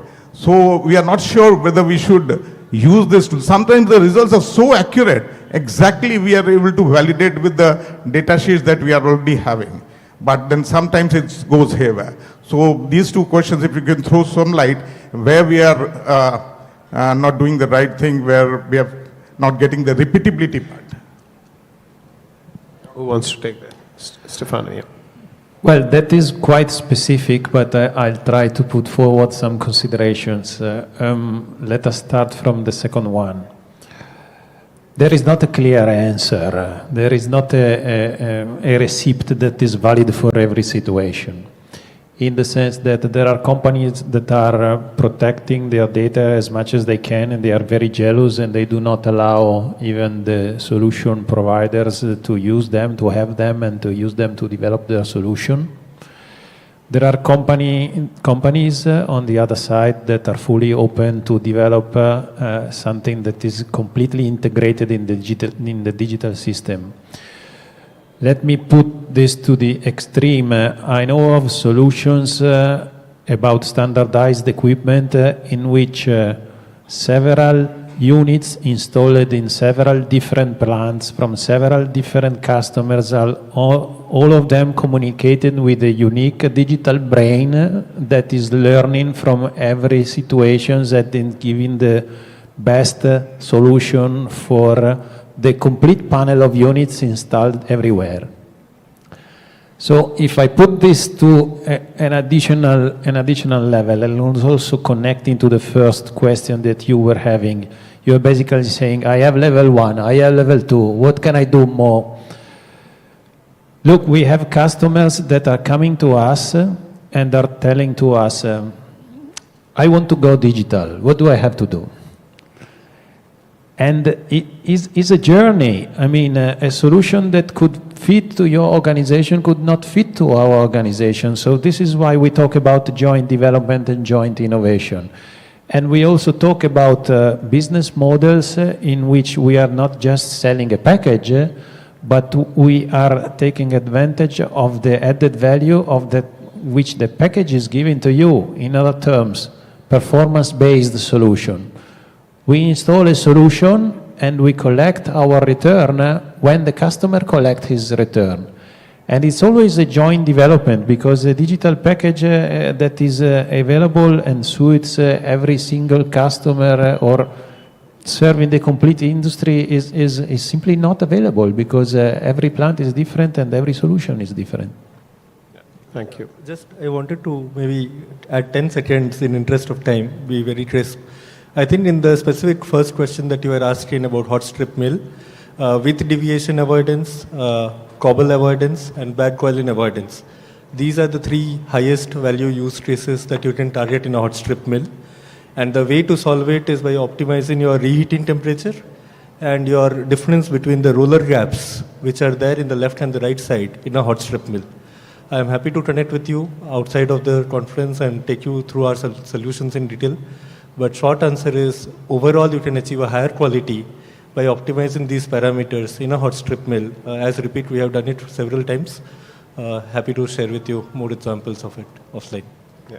So thank you, folks. And whether to go to cloud or not, it's a nuanced answer. You want to use public cloud, you can get things really fast. You don't have the procurement cycle and everything. But sometimes if the solution is so unique, it's a unique algorithm you want to create with your custom-made robot, maybe you want to keep in-house. Today I'm seeing actually a resurgence back from public cloud to private cloud for some very strategic models and applications. So I think the answer is both based on your use case. Yes, we have another hand up. Yeah. Hi, Shampati Mukherjee, CRE Group. So Thank you for the very detailed explanations. My takeaway is that we are really on top of AI, but we are restricting, it seems, it to operational improvement and operational functions. I would be interested to know from everybody in the steel ecosystem, be you be a steel maker or a policy maker, what kind of thinking is there right now in using digital technologies and AI within the strategy functions of an organization? Thank you.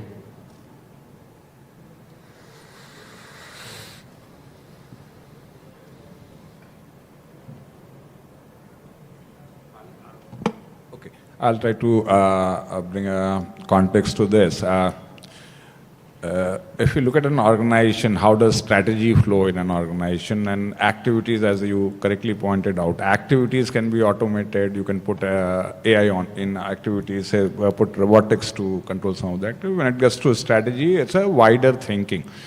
I'll just give you a philosophical answer, in fact, instead of a technical answer. As data, when we talk about data, in itself, data is nothing. You can collect data, you can have data. I can produce a table of numbers in front of you, you will make nothing out of that. When I put headings on the top of that data table, right, this is temperature, this is the temperature at this particular time, this particular point, then data becomes information.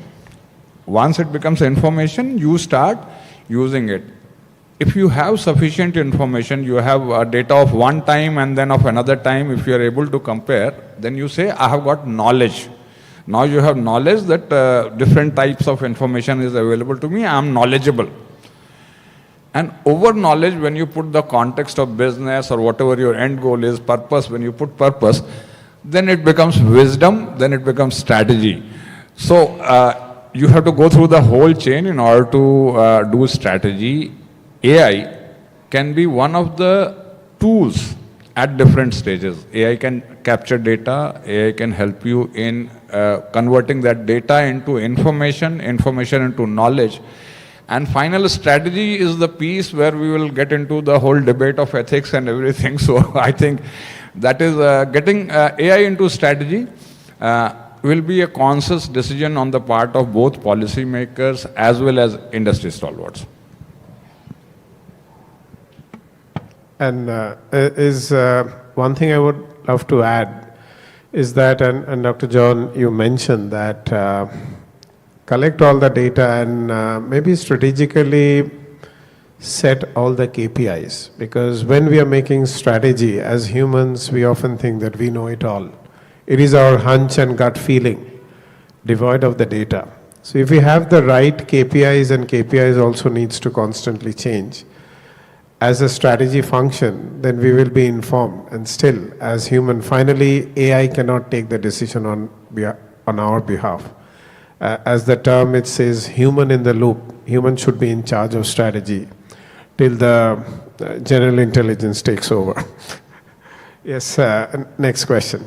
Hi, Anirban Chatterjee from Bureau Veritas Group. Sir, thanks for this insightful session. One question regarding decarbonization part of it now, which is becoming basically a competitive advantage of many steel players globally. How you are showing your performance on decarbonization. We have seen over the years on measuring carbon performance at the product level, LCAs or EPDs, getting mainstream. And of course, on the advent of green steel taxonomies, more and more small and medium scale steel players are also now gearing up how they can, kind of come out with their carbon management performance or product performance as well. So how do you see, the question is, in becoming more competitive and becoming more producing lower carbon or green steel world, AI and is going to play an important role to get the real-time data. Today, what we are getting the data on carbon performance,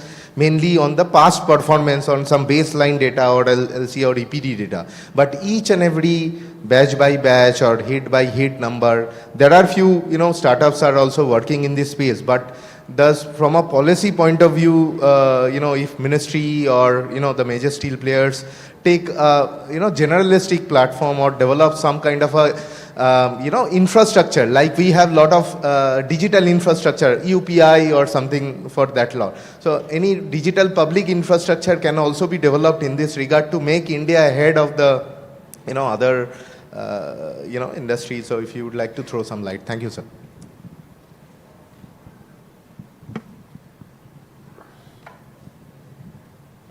What I understand, you have two parts in your question. One is that we have been measuring the emission on past data. So probably you want to ask whether we can predict the future emission. The emission exactly can be measured from the past data only. The future prediction, of course, the steel producers, they assess their energy efficiency and the process efficiency and set target for the next financial year. That way they are already doing. As far as Government of India is concerned, the Ministry of Power has come up with the CCTS policy, that is Carbon Trading System, in which on the basis of the past performance, they will be setting up the target for all the steel producers, a target, annual target for the carbon emission. If you go above that, then you have to buy the carbon credits, and if you go below that, then you can sell the carbon credit which you achieve. So that policy is coming up. I think it will be implemented in 26. And the platform you are talking about, the platform government should create, we are working on that. The NIST is developing a platform with Joint Plant Committee, JPC, on which everyone can, all the steel producers who wants to project that they are a leader in the green steel, they can feed their data and get the green steel certification from that. That data will be available with the ministry for further analysis. But that is voluntary for now, that is voluntary, but in coming year that will become mandatory also. Stefano, you want to add something? Yeah, I also like to comment with a couple of practical examples. Your question somehow was connected to what can be some kind of link between the digital solutions and the green steel. Of course, if a plant goes digital, it will not become green. Green is related to the physical emissions of gases from our plants. But if you consider that with a performance-based digital solution, you're able to squeeze out of your existing facility more efficiently, more output, this will mean that automatically the CO2 footprint, the CO2 per ton of the steel that you are putting out is less. And the contribution can be significant because AI-powered performance-based model acting on the various components and parts of the plants can significantly boost efficiency and so can significantly contribute in reduction of this. Thanks a lot. I'm conscious of time, and again, thanks audience for your participation. And the feedback I get from all of you, whether the session is going well or not, is how many people are on phones. So when we started, maybe around 30% were on phones. At this point, maybe 10%. And they're trying to figure out how to get their cars to airport and other stuff. So I guess thanks to our esteemed panelists, I learned a lot. I'm not from the steel industry. I do digital transformation for a living. And I learned a lot and really wanted to thank our esteemed panelists for sharing a very nuanced answer. Digital cannot, and thanks Stefano, digital cannot make us green. As long as we are actually digitizing the right bits, it's a great lever to kind of take us to the future. Again, thanks a lot, audience, for your patient hearing. We are between you and the lunch, so thanks again, and thanks a lot, panelists, for your kind of very insightful contribution. Thank you. Thank you for giving us that enriching experience. So thank you all, and on that note, we conclude India Steel 2025, requesting all the speakers on stage to please step ahead for a group picture. And some announcements for the audience members in the meanwhile. As you leave, if you remember, last evening I had made an announcement regarding the memorabilia. So please fill in your slips, submit them at the registration desk and collect your memorabilia as you leave. Lunch is in Hall 1. Just like yesterday and day before, lunch has been arranged in Hall 1. Kindly partake the same. And thank you all very much once again. This is Manasi signing off. Have a great time ahead. Thank you.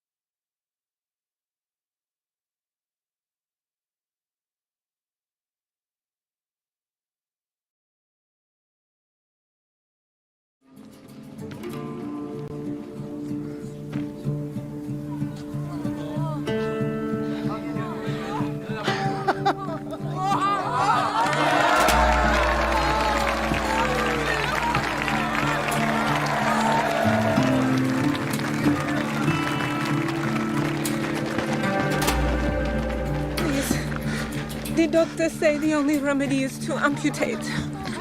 Amputate. Well now, does not look good at all.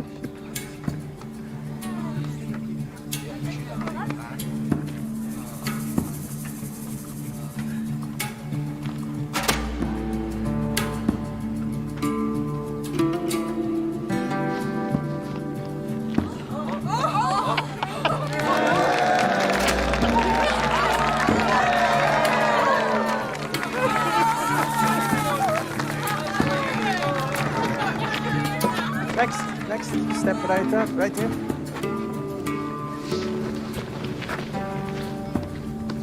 What's going on? How long has he been here? Not long. As soon as he showed up, he was surrounded. He's safe. He'll be...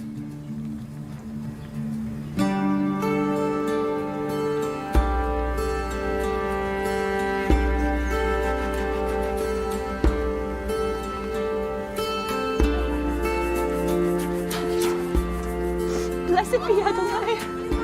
The teacher has healed my son's blindness.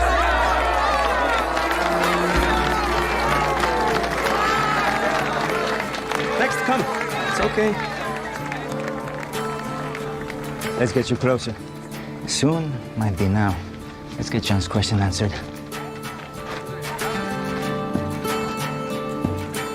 I know. I know.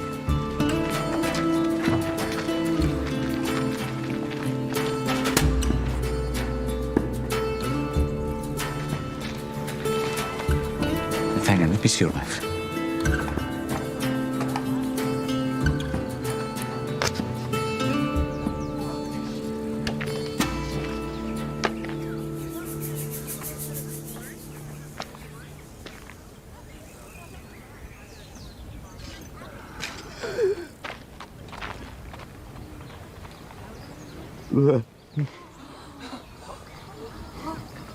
I've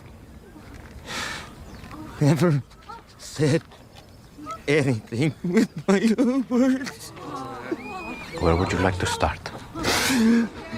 Blessed are you, Lord our God, King of the universe. Let's save those big titles for a little later. Master. Ah, yes. What do we have here? These are two of your cousin's disciples, Avner and Nadal. Jesus of Nazareth? That name I respond to readily. I'll not be returning to Nazareth in this lifetime. The baptizer has an urgent question for you. I recognize you from the day John introduced me to Andrew. Behold the Lamb of God who comes to take away the sin of the world. Yes. Good memory. My cousin can get excited. So, what does John want to know?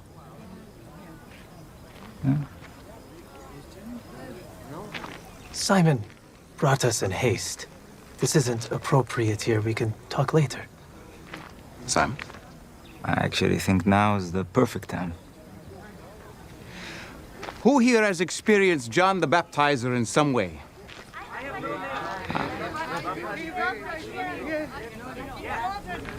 I know some of you rejected John, but some of you believed his message. He has had a profound impact on so many in this region. And these are two of his disciples, so let's welcome them.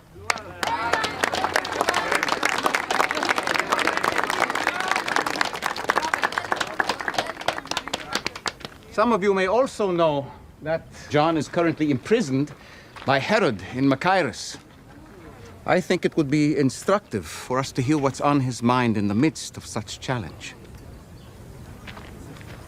It's a difficult question. It might be better privately. It's fine. This is healthy.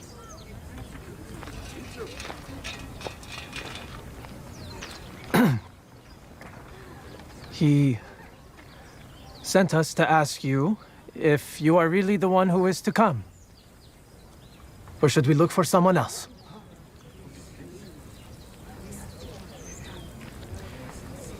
Say that last part again. Should we look for someone else? For those of you who could not hear, John the Baptizer, my cousin, who has prepared the way for me, is now questioning if I'm the Messiah, or if maybe we should keep waiting. John is getting impatient, yes? It's one of his quirks. He has been in prison a long time. Word reached our ears about what happened in Nazareth. That you said the Spirit of the Lord is upon you to proclaim liberty to the captives. If you say you are here to free prisoners, then why does he remain? He rightfully wonders why you would allow his entire ministry to be halted by an impostor king. Proclaiming liberty to the captives can mean more than just freeing inmates. There are many kinds of captivity that keep people. Is that what we're supposed to tell him? No, that's just for you. We heard our former comrades Andrew and Philip have gone to the Decapolis. Is that where you're planning to launch the revolution to overthrow Rome? I have something in mind for the Decapolis, and it will be revolutionary, but probably not in the way you're thinking. What are we supposed to report back? Careful. Go and tell John what you hear and see. The blind receive their sight. The lame walk. The lepers are cleansed. The mute speak. And the poor have the good news preached to them. And blessed is the one who is not offended by me. I will always be offended by blasphemy. As should all of you! So what happened to his daughter? You know this isn't blasphemy. I did not see what happened. Your supposed rabbi disrespected me as a holy man. Another sign of his evil spirit. And I also don't know any of the details that happened. He is hiding something. And I cannot stand here and allow you all to be deceived by his sorcery. Even if I'm the only one willing to protect you. Go. Relay to my cousin what you have seen and heard here today. And add to that the dead are raised as well. And tell John I love him.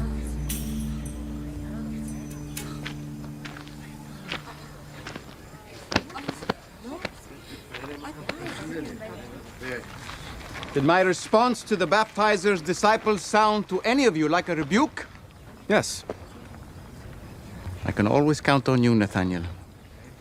Many of you were baptized by John. I myself was baptized by him.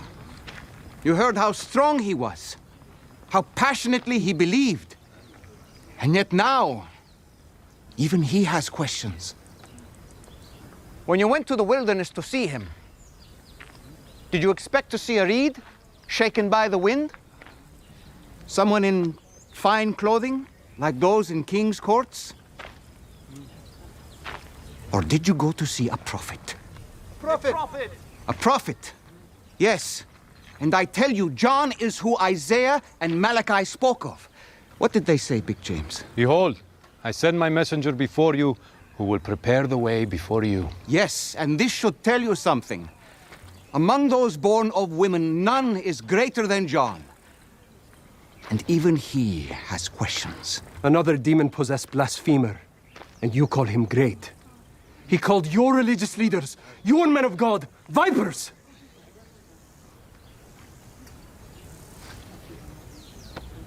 Are you going to say something?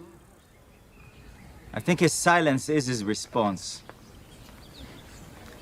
And here's what's so wonderful, though. None are greater than John here on earth. In the kingdom of God, the one who is the least is even greater than he. And John himself would say the same. So please, listen carefully. Do not waste the time right now to hear the truth that I have for you. The kingdom of heaven is at hand. Yet so many in this generation are missing it. Do not miss it. Those of you who have rejected John's message of repentance, and those who are now rejecting mine, you remind me of the children in the marketplace that play games while the adults are busy. And you know how they pretend to be adults in a wedding or even a funeral. You are like the children who refuse to play. Whether it's a happy game or a sad game, it doesn't matter what it is. And like Aesop's fable, the others say, we played the flute for you and you did not sing. We sang a dirge and you did not weep.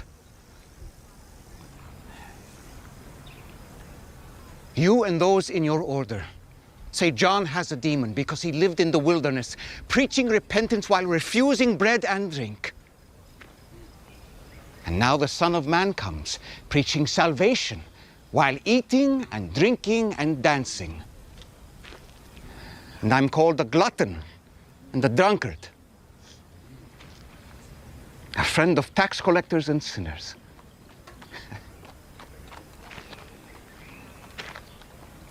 It doesn't matter what is put in front of you.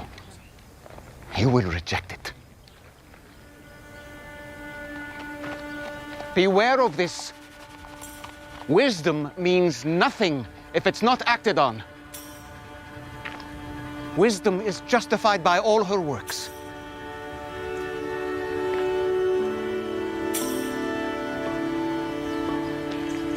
As you see what is happening to those around you, as you see the lives being changed by repentance and salvation, do not ignore the evidence of the kingdom of God.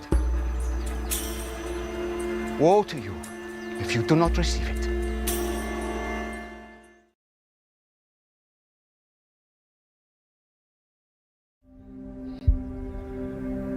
You do miracles, right? You are a healer? Of more than just physical maladies, yes.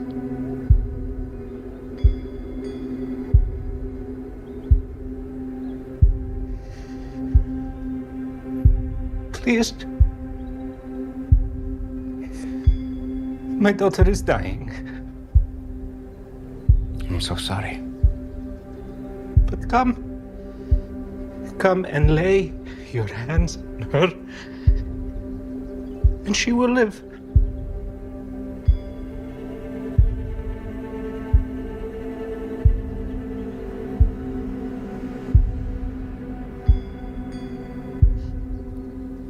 You've never met me,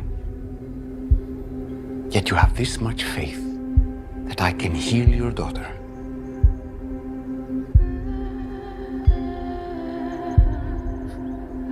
I know you.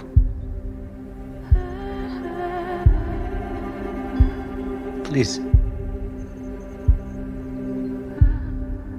Take me to her.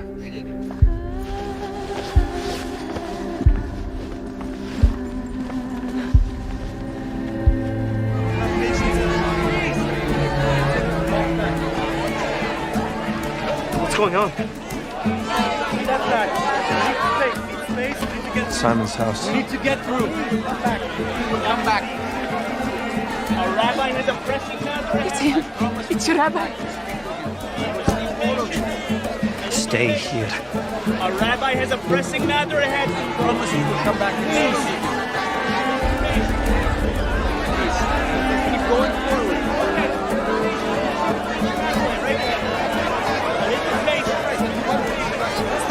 Stay back, everyone. Teacher! Our rabbi has a pressing matter ahead. Teacher!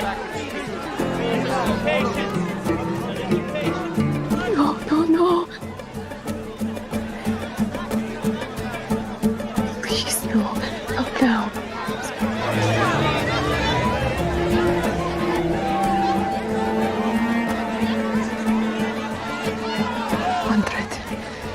$100. Just a fringe.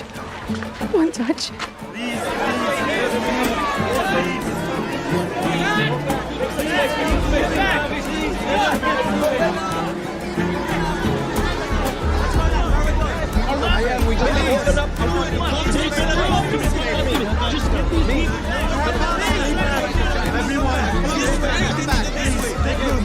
One thread. Just a fringe. One touch. One thread. Just the edge. Only a thread. You! I know you! Get away from him! Stop it, please. Rabbi Yosef! Rabbi Yosef! This woman bleeds. She is unclean. We removed her. Please. I promise I won't touch him. I just need to... Woman, please. We can help you, but not now. Sorry. Try tomorrow. Oh, please, just a moment. Just Skype.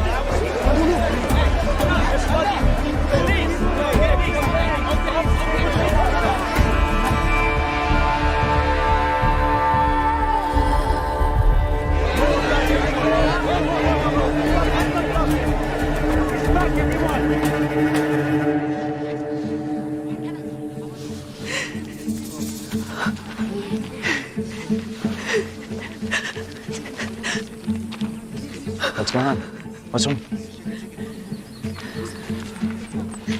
Who touched me? Everybody back. I asked the question. Who touched me?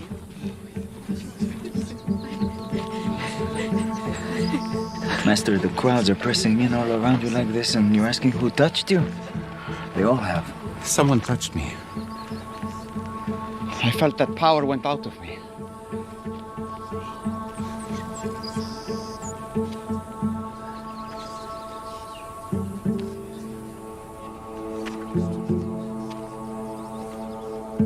Whoever touched me, come forward. Teacher. It was me. Just the fringe of your garment, only the edge, I promise. You are not unclean. Why my garment? I'm sorry. I know I should have asked. But if you touched me, it would make you ritually unclean according to the law. I was sick. I was sick for 12 years. I bled and no one could stop it. But I believed if I could just touch a piece of your garment. I was right. I was right. Thank you.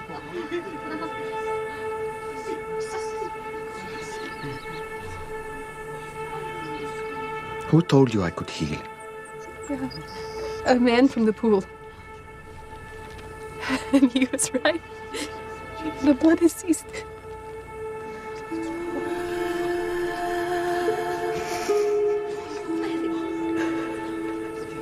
My daughter.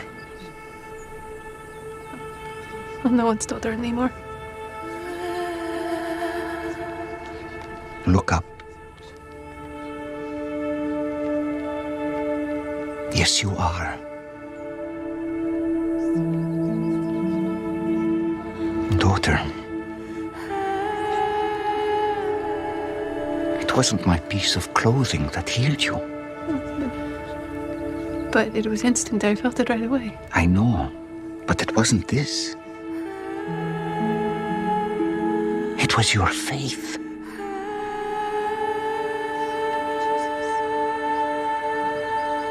Teacher, she was bleeding so long. We can take her. She is clean.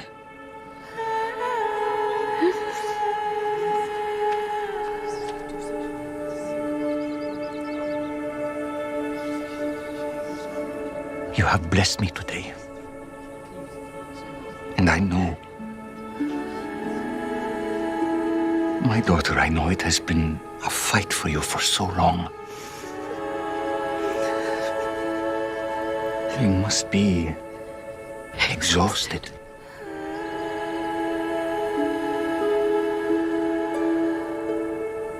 Go now in peace. Your faith has made you well. I wish I could stay here longer, but I have business to attend to. Someone else has faith like yours.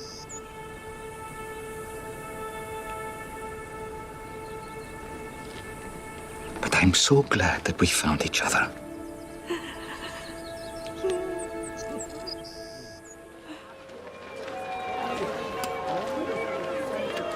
Do you hear that?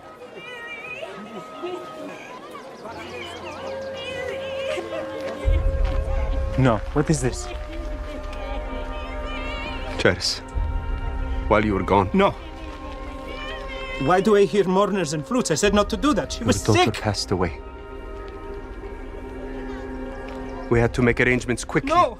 No! I went to find the teacher. He was going to heal her. I know who you are. Let's not trouble him anymore. Michal is with Nili's body. No! No! I was getting Jesus. I went as fast as I could. Do not be afraid. Only believe. She will be well. Jairus. Jairus, let's go in. Please stay here. She will be well.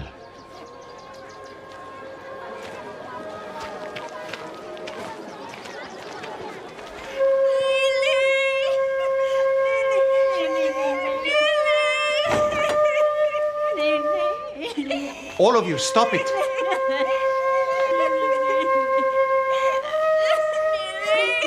I said stop. What are you doing? There's a girl. She's dead. Go away. For she isn't dead, but sleeping.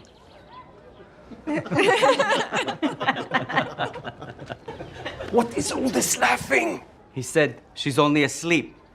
What a cruel thing to say. Do you know who you're talking to? If you were a member of the family, I would invite you in to see just how dead she is. What are you, a necromancer? Shame on you for saying such a ridiculous thing. Everyone out. You heard him. Boys, take everyone outside. Aye. We were paid to play. You listen to me right now. Come, let's give them a moment.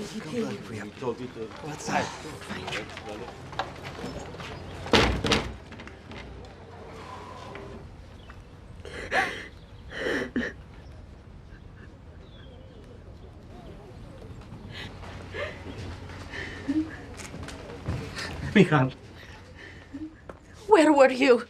I was finding this mess. She is dead and you were gone. Why would you just leave us like that? Trust me. Please trust me and trust him. What? For what? Please. I know. No.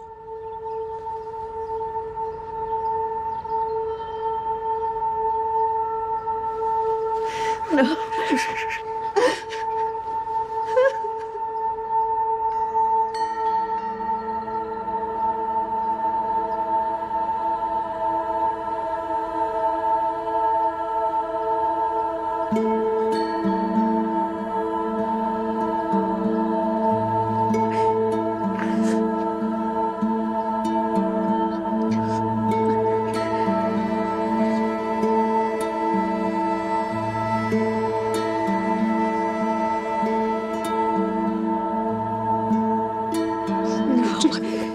What are you doing?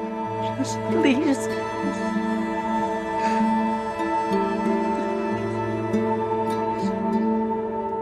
Little lamb. Arise. Oh, nearly my love. Oh, my love. Are you okay? What's your way? Where's your No, careful.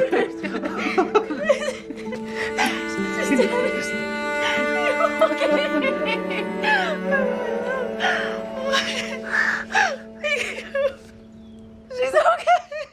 Everyone in this room, please listen to me carefully. Simon, James, John, Jairus, Michal, and Nili. None of you are to say a word about this to anyone under any circumstances. Do I make myself clear? No one. Not even to the others. Yes, Rabbi. Yes, Rabbi. Yes, Rabbi. It is not yet time for the commotion that will result. None of you need the attention. Not all of it will be good.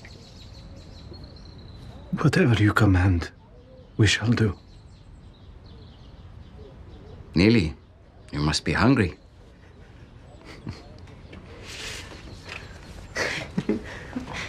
How can I thank you?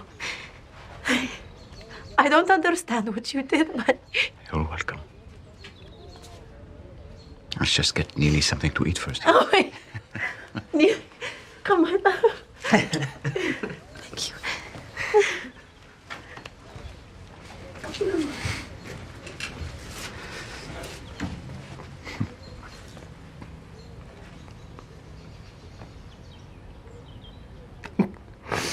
Thank you.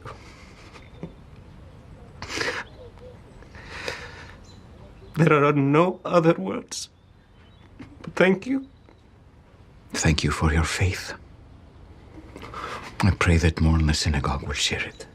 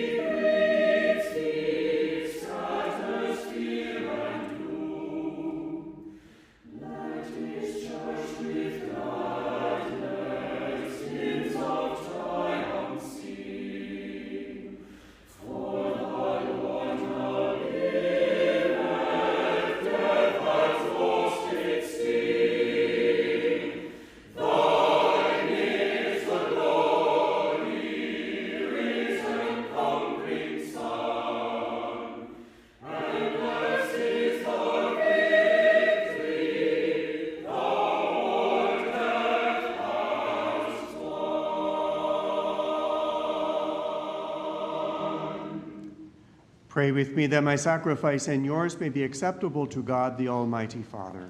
May the Lord accept the sacrifice at your hands, for the praise and glory of his name, for our good and the good of all his holy church. Grant, we pray, O Lord, that we may always find delight in these paschal mysteries, so that the renewal constantly at work within us may be the cause of our unending joy, through Christ our Lord. Amen. The Lord be with you. And with your spirit. Lift up your hearts. We lift them up to the Lord. Let us give thanks to the Lord our God. It is right and just. It is truly right and just, our duty and our salvation, at all times